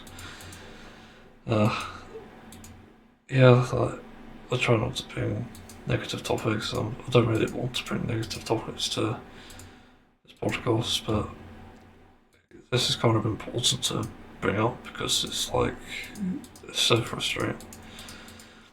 I guess I'll try and balance it out with a positive topic next, but still, I just feel like this whole surveillance thing in the UK is going too far, and I think it needs to be brought to an international court because this is fucking stupid. Like, complete censorship is just terrible. This is what essentially Putin has done in Russia. I think, this is from what I know anyway. There's like constant control of the media and surveilling people. I think he even like fines journalists and stuff, the country anyway, just through the entire surveillance thing. And it even exists in like North Korea, I think. Like, you can't go anywhere in North Korea without some eyes on you, because it's not just surveillance of like cameras, it's just people as well. And when someone looks into this, like, a new resort area to encourage people to go to North Korea, they're just fucking dumb.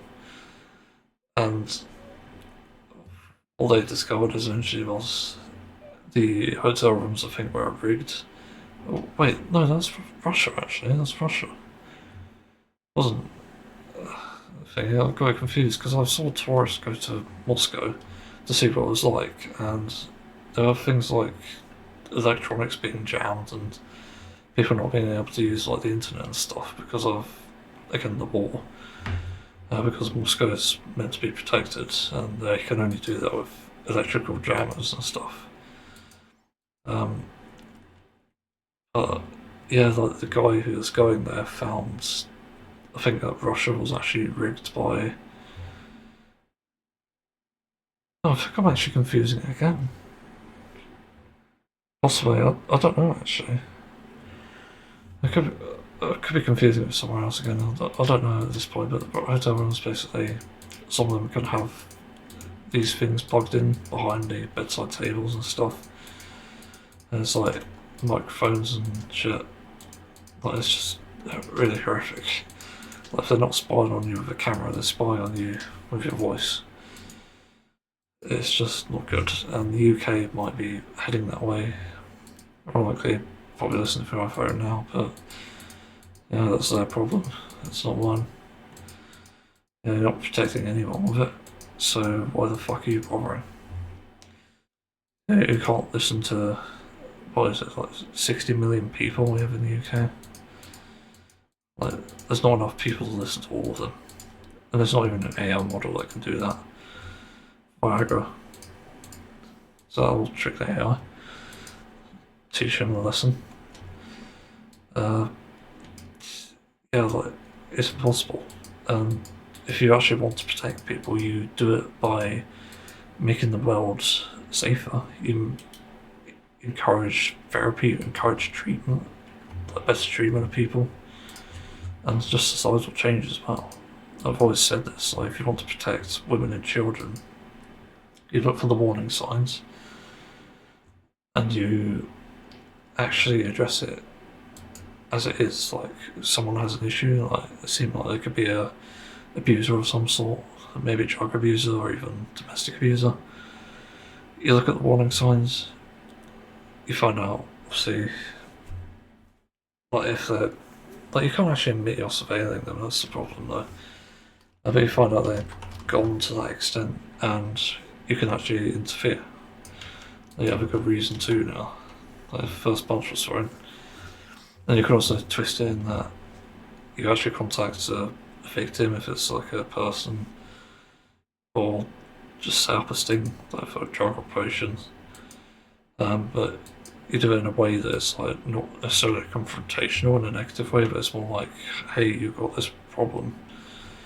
You know, whilst we can't agree with what you're doing, we can help you to try and prevent it and treat these issues. So that's really the way to approach it. That's the only way you can protect people. One of the only ways, I'll say. But of course, there are people who don't learn and don't listen, or just, frankly, just don't even give a shit. And they also need prison time, because that's probably the only way we can deal with them at this point. Prison time with, hopefully, charitable work. So, yeah, the surveillance stuff always sucks. Like, I don't understand why it's even happening to begin with. And I just feel sick to my stomach that this could even happen. Because it literally doesn't need to happen. The world is better off without it. So yeah, let's try and move to a more positive topic now. The time for a TMI topic, to be honest. So obviously, if you don't like toilet related stuff, just tune out, go to the timestamp. Yeah, so for the past few weeks I've been trying a thing called Psylium Husk, and this was a suggestion from people who have ulcerative colitis. This was in response to an issue I had where when I was going to the toilet, as we do with IBD related symptoms, we have to shit a lot, and sometimes it's not pleasant in other ways. Like the experience of getting a stomachache, obviously, to warn you, it's not nice itself, but the other thing with it is the stool consistency, and these can be hellish, and I don't know why it's like seems to be specific to me. I think other people have had it, but I noticed that even with a high fibre diet, I'm just struggling to have any sort of shit that just smoothly comes out, rather than this whole fudgy mess which looks like a fucking cake mixture or something. Like, it's so fucking disgusting. And I experimented with a bidet at first because there's a handheld one, and it worked reasonably well. Only problem is I didn't have anything to fucking dry myself with.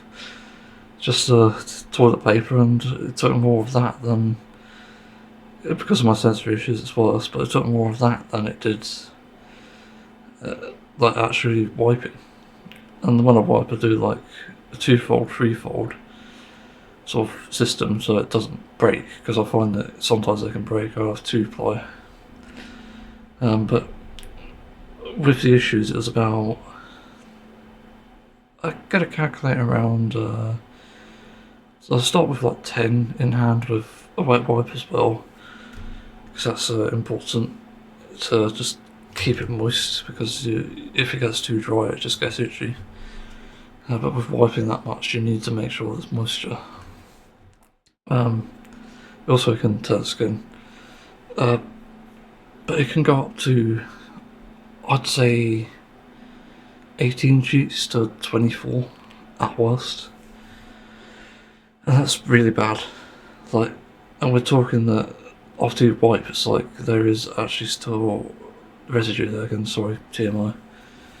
It's horrible. It's a horrible experience, and trying to get rid of that as well as all my scrotum, because for some reason it spreads to there, it's hellish. So what I also do is I fold the same toilet paper, because it's only like a little bit in the middle. I can use the same paper to try and get the rest out of my scrotum. Again, TMI. It's really annoying. Somehow I haven't hurt my scrotum yet doing that. It's weird. I've knocked my balls a few times, but that's it. But it hasn't been good, and I've been looking into getting a bidet because it's such a big issue. Like just cleaning up in general. It also takes the life out of me because I have to, because of the position of the toilet, I'm not able to comfortably sort of squat or move my legs around or anything.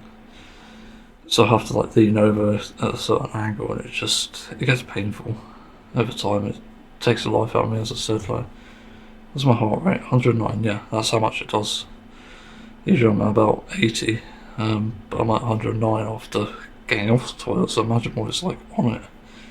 I think I did actually measure it once on the toilet, and it's like 120. Wait, this is on the toilet, 840, yeah. I only went for a shit about a few minutes ago. But also, like, just shitting in general increases heart rate. I don't know why. But because I'm essentially waiting for a doctor's appointment to address that, and because the team I'm speaking to about this doesn't really seem to give a shit about me getting a bidet or anything. They don't seem to offer any support for it, even financial support, which is annoying. I'm having to look for alternatives, and I asked about Psylium Husk, or Psylium, however you say it. because that was one of the suggestions, and I decided to take the gamble and try it because I've never had good experiences with fibre-related things anyway, like, let alone food, but never had good experiences with the fibre supplements. I remember trying them a while ago just to help with my hemorrhoids and anal fissure. It often gave me stomach aches, and what's the other thing it did? Oh yeah, it wouldn't always fix the consistency. And one of the worst things of being on a laxative actually as well is like, because people might suggest that it takes a bit more cleaning up and it's more fucking grueling. It's like, I'd rather have the dry cake mixture shit. So I ended up getting Psylium Husk, and I started putting that in my overnight oats sort of things, and you might wonder like, why the hell am I putting it in there instead of a drink? Because it's just, the simple reason is I don't like a thick drink. It's off-putting as hell. I didn't like the laxatives for that reason. Especially I hated the one for my colonoscopy, that made me vomit. I think just because it was too strong, but the texture was just awful, and the amount of salt in that, fucking hell. No wonder I was sick. But the Psyllium Husk, as I've been on it for just over a week now, I'm not sure if it has had an effect necessarily. I also changed from bananas to dates as well. It's one of the other things I did in my diet. I typically have like raisins, berries. What's the other thing? Raisins, berries. I had nuts to buy. Oats. Also got oats themselves, and sometimes I have like, actually not sometimes, all the time I have something with it, like a flavour. Like Biscoff Oreo or peanut butter. Sort of gone off peanut butter. It seems more savoury to me now for some reason. I'm not sure if it's because I had COVID or something. But I try to make it as healthy as possible. I also have milled flaxseed because you can't digest flax seeds. So I have to have milled, which is annoying, and it tastes rancid at the moment because, I don't know, cold weather, moisture, something's happened, but I don't know how to address that. But anyway, I put like a teaspoon of psyllium in it, and it makes it go weird. It's like a thicker mixture, and you could tell when it's been absorbed because you see these little transparent particles in the oats towards the end.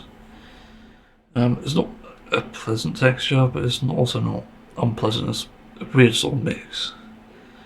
So I think if someone had sensory issues, you might struggle, but for me, I'm not that bad with textures of foods. I just don't like chewy things or rock hard things, so they put me off right off. The soft things are nice, so I don't mind it. So I've had that for a week, and the results, I guess, are in, or out I should say. So far, it's had an improvement, and I think it's a worthwhile improvement for the moment anyway, until I could get a bidet, because it would still be better, I think. The improvement I noticed is they're more solid, they're less like a cake mixture, and the bits left behind aren't as bad, but I'm wiping noticeably less. And I certainly noticed that there is what's my voice gone? There is much less wiping, so where I went from standard 10 tissues plus a wipe, I went to, no, that's actually what I started with, no, so it's like 18 to 24 wipes or tissue papers, but it's gone down to 14 at least, which is still an improvement, but sometimes I don't actually need to do much because it's mainly just cleaning up the scrotum area. I still have problems with that somehow. But yeah, like I look for the smears on the thing, and if there's like barely anything, then it's like, okay, it's good to go.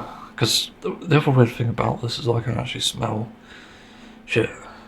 I can also smell urine as well, which is annoying.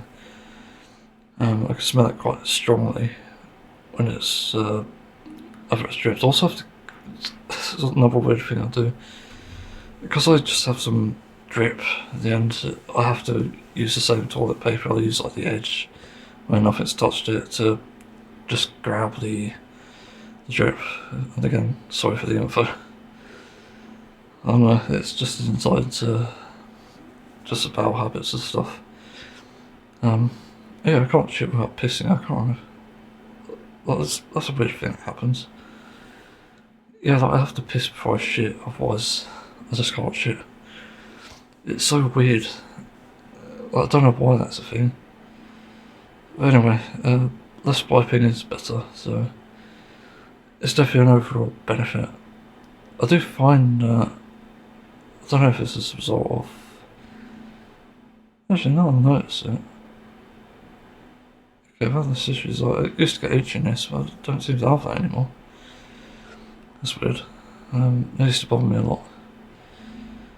I will say though, when cleaning up anyway, like in the bath, it's just not as bad either. So, Psylium Husk, I can recommend I just do a teaspoon of it and sprinkle it in my cereal.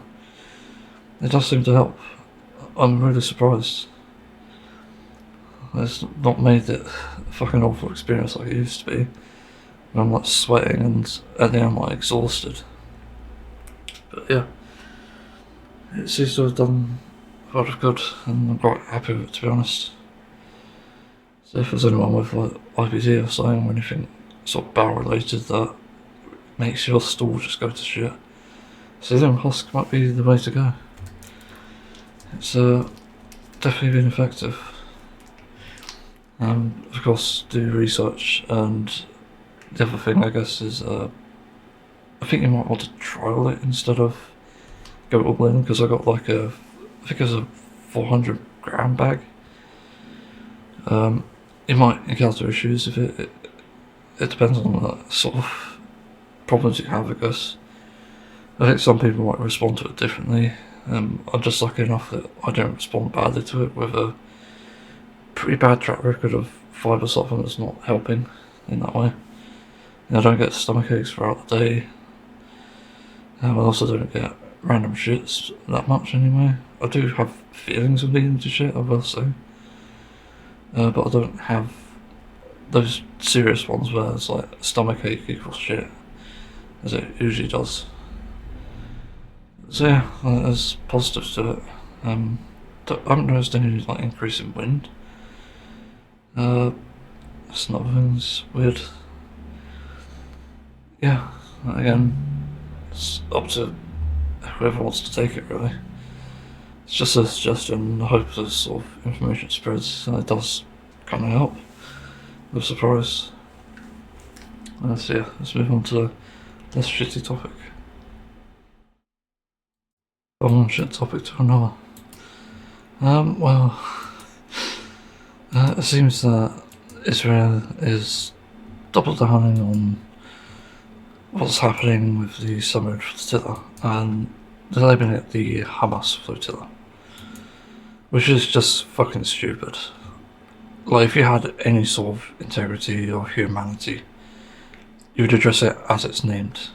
You would respect it. But this isn't respect. It's simply hatred. And that's why this is just so fucking disgusting.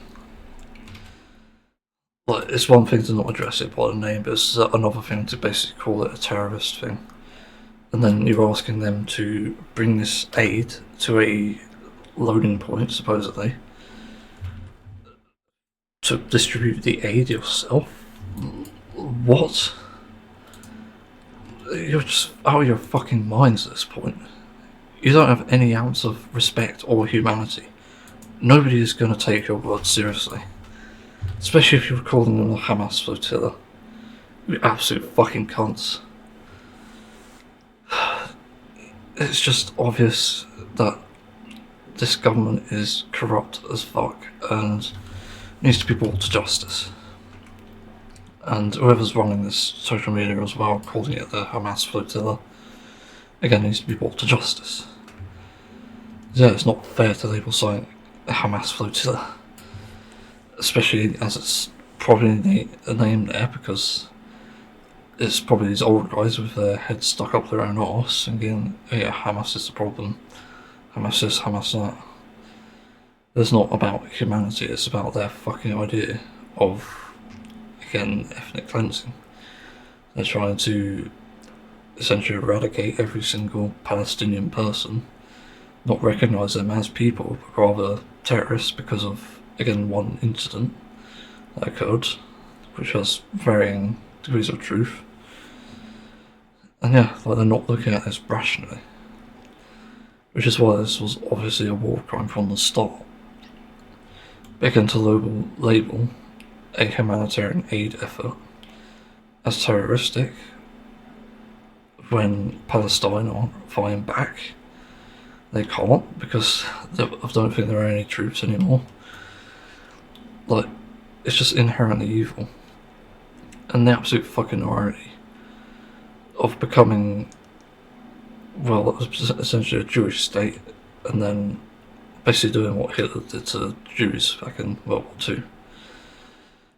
Just running them out of their homes and capturing them just to kill them. It's fucking horrific. There aren't any nice words I could even say about this because it's just so fucking awful. Like, it's just disgusting. I mean, I don't really know what else to add here. Like, it's just inherently evil, inherently irrational, just fueled by hatred. It's just so sickening. You know, it'd be one thing if they were just targeting the soldiers and stuff, but they're actually destroying homes, destroying people's lives, like, and then killing women and children specifically. Like, how is this not genocide already? It's just baffling. And I think the Hamas Floatilla thing really is a nail in the coffin here. Just pisses me off so much, because that's not what it's called. And the fact they don't respect the name it has is proof that they're in the wrong. And I'm glad that countries like Spain and Italy are responding by sending Navy ships to help them. But I feel like it's a bit too late in some ways, but also, why wasn't this done to begin with? Like, you should have seen, oh, they're bringing humanitarian aid and there's a possibility they're attacked, and yeah, they have been attacked before. Like, over 2 weeks ago, as of making this, they were attacked on their way to Tunisia by drones. And Israel claims not to know them, but still it's an attack, and really you have an obligation to defend any peaceful participants going through that fucking channel, like, even if it was like a fucking fish boat. I don't agree with fish trawling and fishing in general, but you still need to defend them. Because if they're being fucking attacked for just being there, you have an obligation to defend them, and it's atrocious that they didn't even respond back then, but they've responded now. So the situation is all kinds of fucked up. I feel my blood pressure rising again. It is so frustrating. So yeah, I'm hoping the global summit Floatilla makes it to Gaza. I'm hoping the Navy ships actually get involved and actually defend them. It feels very necessary at this point. Like, it's gone on way too long, and really the only way you can help humanity recover from this is by giving all the surviving Palestinians a chance at life, giving them a proper life. And also, when you're done dealing with Israel, you need to rebuild. You know, there's a lot there that needs to be done, but you need to somehow deal with that situation they've created there. So, yeah, sorry for bringing the topics a bit depressing, angry as well. I feel it needs to be said that, again, these labels, they're not there with the intent of peace or respect. It's just blatant hatred and disrespect. I had to re-record this because I was getting confused because I was trying to do two things at once. It's just getting annoying, let's be honest. I'll read it, and it's sort of addressing the situation with Russia provoking NATO. I just got finished watching a video explaining what they're doing exactly, and I think it's like, I think Putin is like testing NATO based on what I've seen so far. They're trying to sow chaos within NATO, basically to get them to argue against each other, and then turn on each other so that the war can be three-sided rather than two-sided. At least that's what I got from it anyway. Basically it's like sow chaos, and that's the gist of it. But there's reasons not to be worried about this, really. I think we're already pretty certain that we need to deal with Russia. So no arguments are going to happen, as far as I know anyway. But we need to be careful in how we approach it, even as citizens, I guess.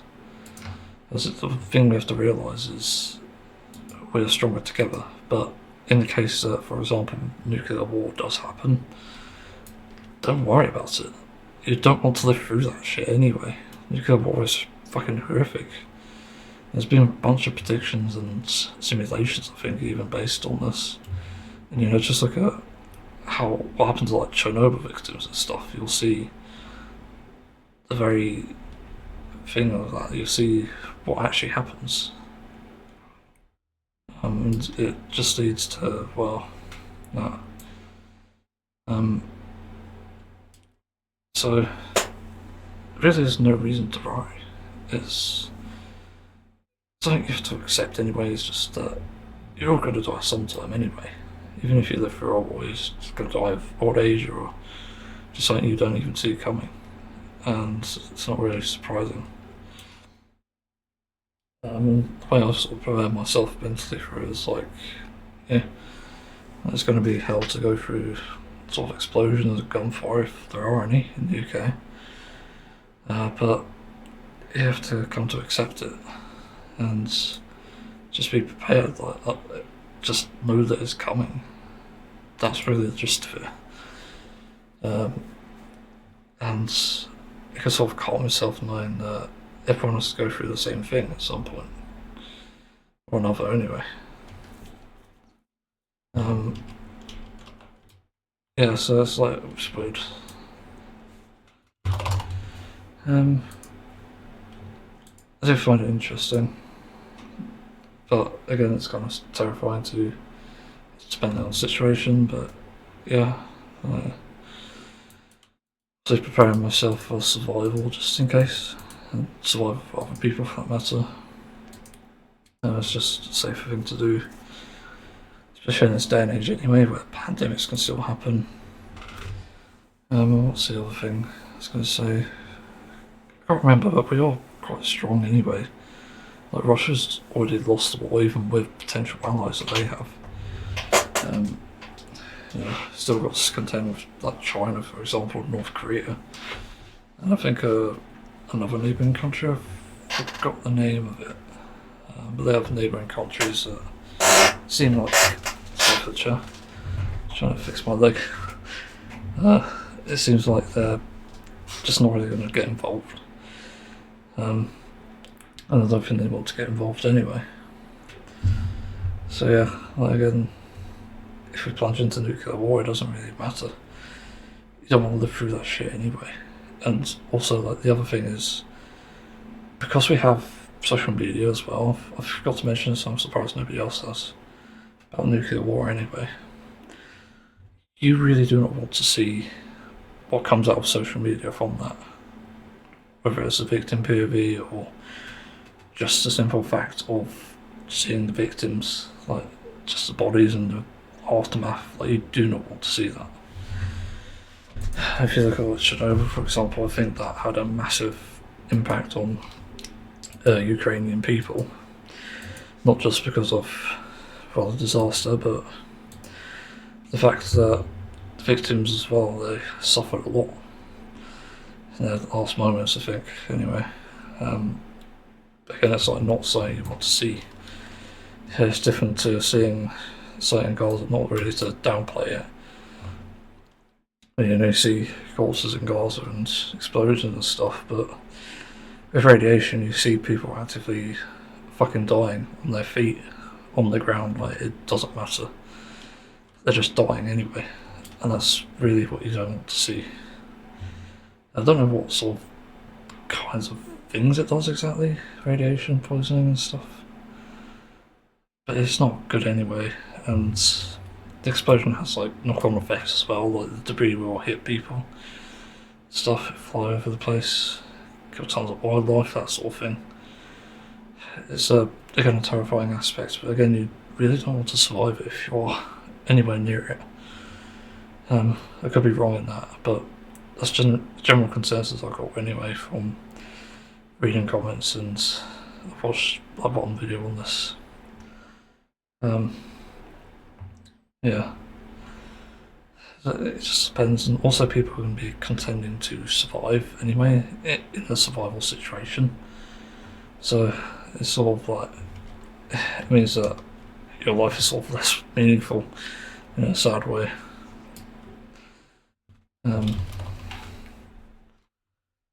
Yeah, it's just it's a frustrating situation, all this. You wish it could be better. But I don't think there's much that we can do exactly.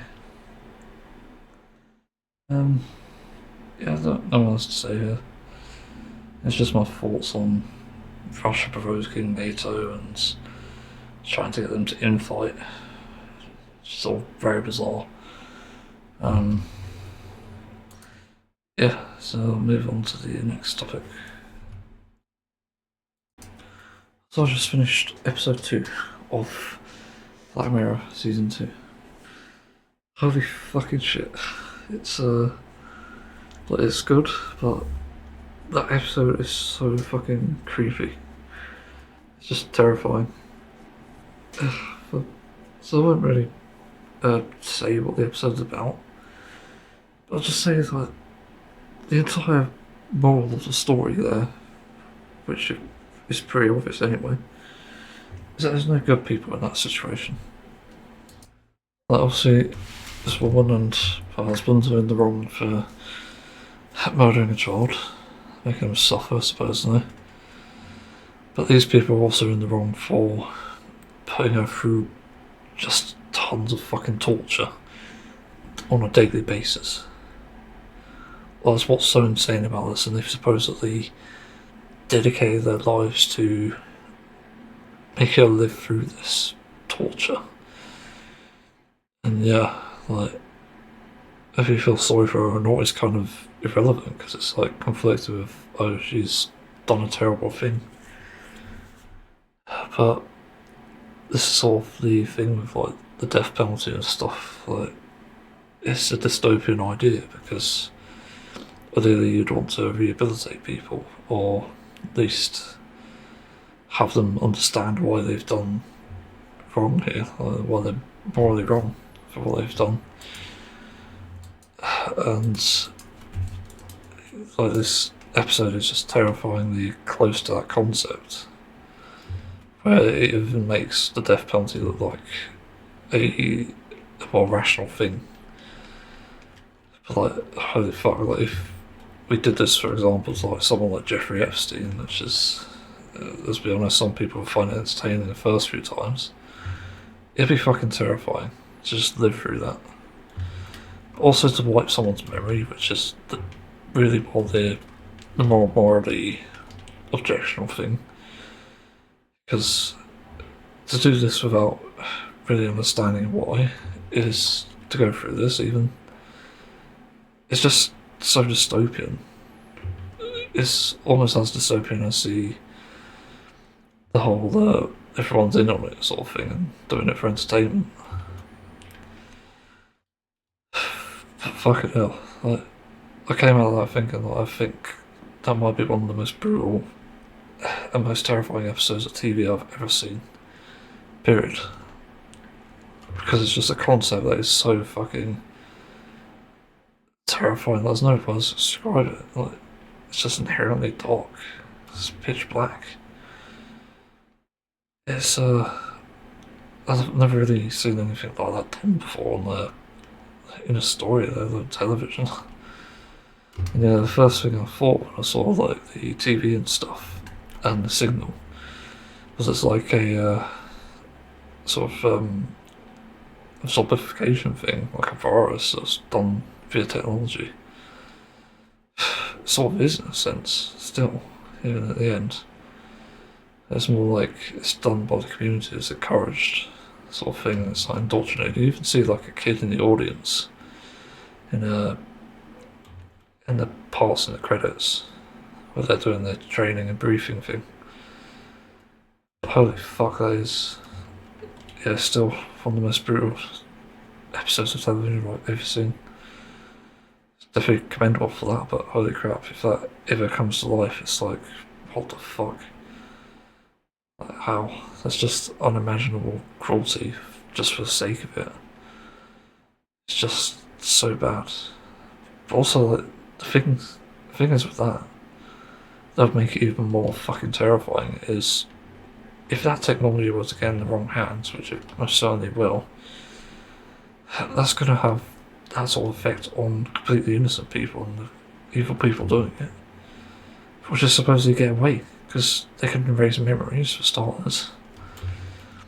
They could just do this countless times. It's like, this is a problem with it. And same with like the memory episode from the end of season 1. It's just going to lead to some fucking really dystopian things. This is why we don't play God. It will end up destroying us in the end.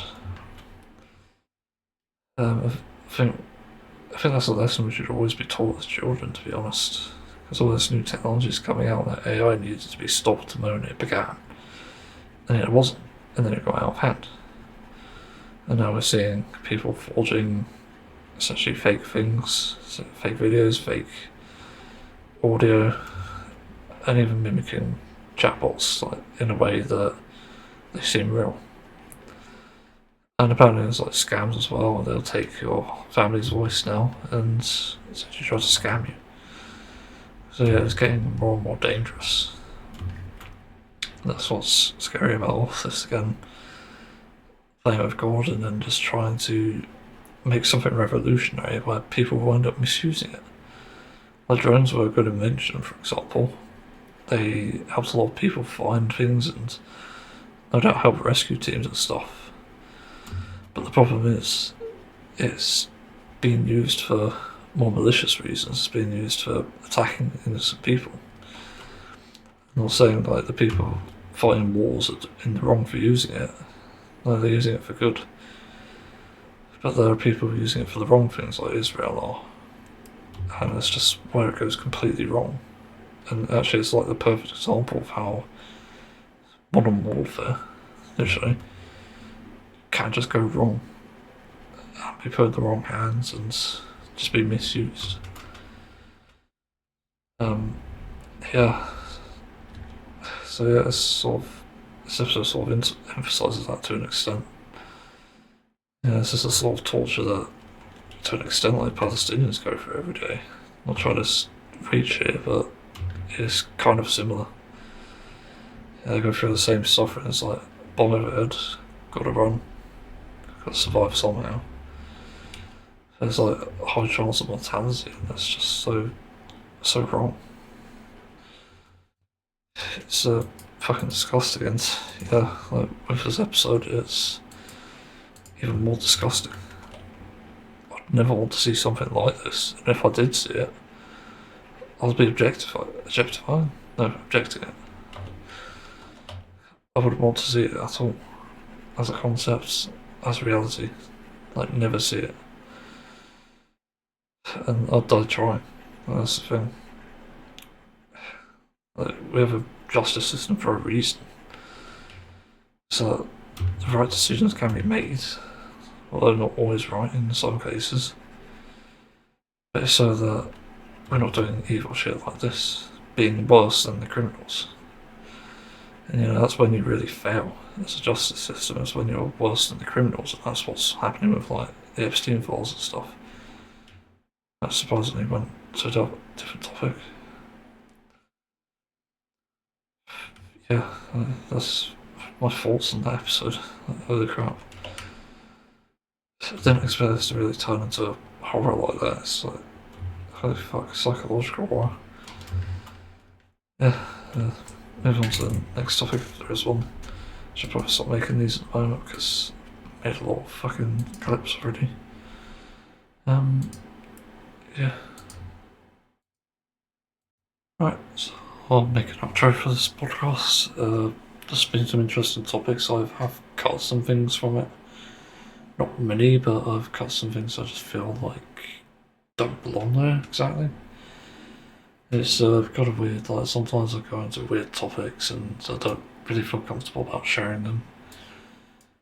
But it sort of gives you an insight into what I don't release essentially. Because if I'm willing to talk about most of these, and yeah. I don't really know what else to say here. I'll keep doing this because it seems like an interesting idea, interesting concept. It'll appeal to some people, but it won't appeal to everyone. It's one of those things, really. But sometimes people just want for some reason, HYPERPEACE ASMR. I don't know why. It's just my voice. It's always been this way. We could put on an accent. Accent. There's your accent. So, thanks for listening. See you for another time.